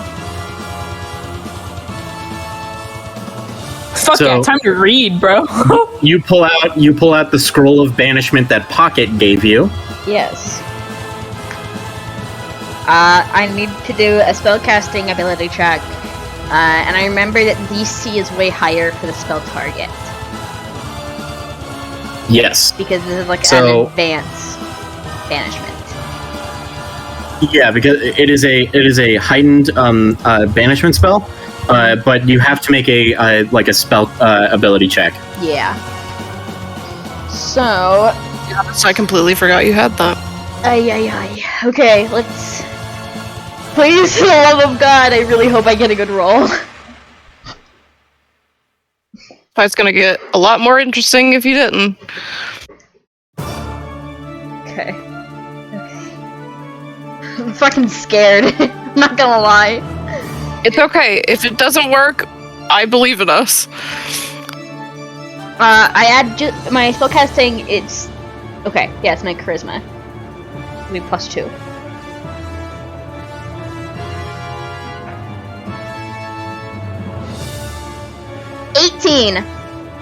What was that? 18. 18? Yeah! So, the save DC in order to cast this spell, in your current state, you're a paladin, so this is on your spell list, and you can cast it, but you're not powerful enough yet.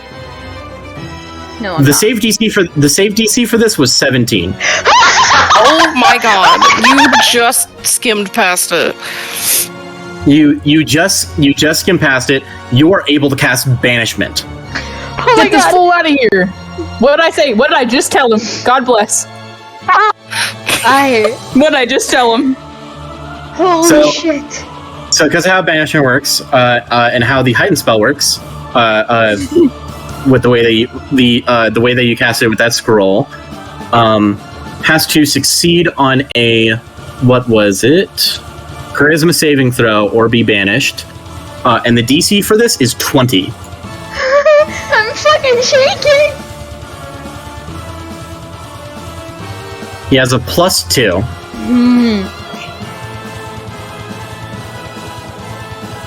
All right. So, Audra, Tybalt, Misfortune, you push back this barbed devil. Knives, like the spectral knives, like stuck into its chest before they disappear. It turns its head around. Who did that? He looks down at Audra, and this barbed devil is furious and is like, I'm going to send every last one of you to the depths of the 9 hells. Vuras, you step forward.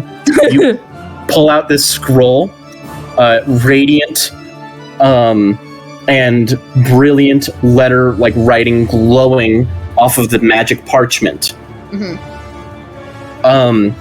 You read it aloud in a arcane celestial tongue, and the a flame ignites in the center of the parchment, spreads out to the edges, and the entire scroll disintegrates. And what is left is that the radiant letters hovering in the air twist into a spiral and start to collect around your hand, your forearm. Wraps around it like a piece of spectral armor. And you raise your hand with the power of banishment, summoning upon all the strength that your training and the Order of the Watchers have given you. You are going to send this thing back to where it belongs. You thrust your hand forward, the letters of celestial writing burst out and start to wrap and collect in golden strings, like a binding rope is tying itself over and over and over around the barbed devil. And this fiend is screaming in frustration, "What is this? I will find you. I will kill you." And the banishment spell. What was that? Oh, you won't get the chance. All right. The banishment spell binds the devil and starts yanking it back through the portal. The fiery, flaming edges of this open planar portal starts to close around the barbed devil as he frustratingly tries to fight against the bindings. And just as his screams reach a deafening crescendo, the portal fully closes. The barbed devil is gone. Fucking loser! Oh my god. Oh my god. Ross was actually right. You were like, it's fine, whatever they're summoning isn't gonna touch us. You were right. Before he could even get a single round of combat in, the barbed devil is gone.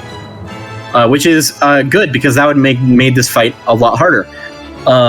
You see, Talvain sees what's happened, and her face twists in anger, and she goes, "No, no, no, no! This is not how it's supposed to be!" Can I roll? I just want to turn to her. Can I roll intimidation against her? Sure, roll intimidation. Okay, and what Vuras is going to do is he's going to turn to her and be like, what he's going to say is, "Your efforts are fruitless. Stop now before we do worse." Damn. Ah, my dice! I'm rolling on top of a box that's tilted on my bed.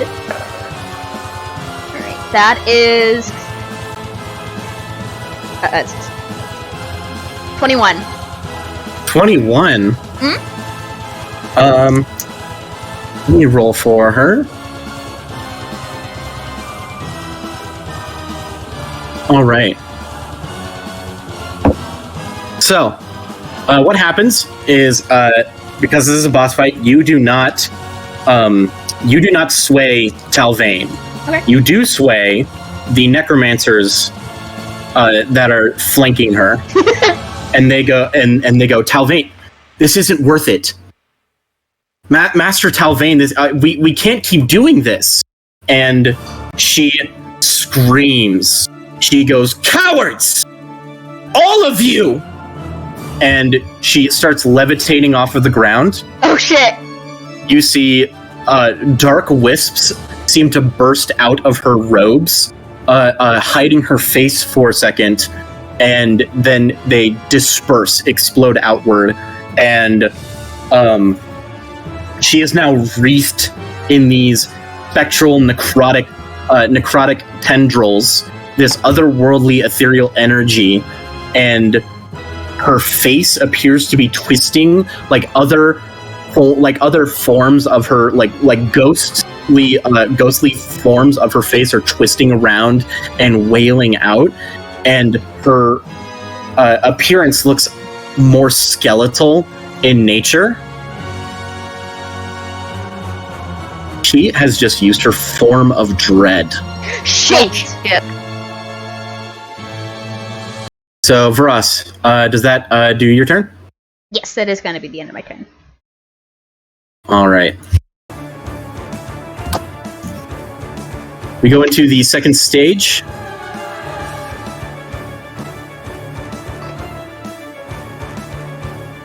Imra Talvain faces down your group.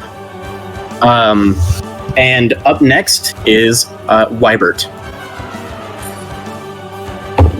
Little Wybert. Oh, sweet Wybert baby Wybert. Oh yeah, we don't have much time, huh? Wybert is gone. What? What? That's okay. Did I hear that right? Oh! Wybert ran. Wybert ran. No, I don't think he did. I don't blame him, if I'm being honest. But I don't think he's knowledgeable enough to know any invisibility, is he? Yeah, I think Wybert ran, guys. It's okay though. He's scared. This is a big thing. Next up is Talvain. And do you really only have 10 minutes left? I have to go at 15. Okay. I'm sorry, we shouldn't have started this combat. No, it's all right. All right. We can get through Talvain's turn and then So, finish. no, that's exactly what I'm doing. So, activating her form of dread, she starts to appear more like a lich in her like spirit shroud that is encircling her, a like great like black tendrils leaking out of her robe. It is a horrifying sight, and the two necromancers who were flanking either side of her, they begin to panic and back away to the edges of the walls. And Talvain stares down your group, and she says, "You cannot stop the day of burial. You will all be put unto the ground. I will make sure of it."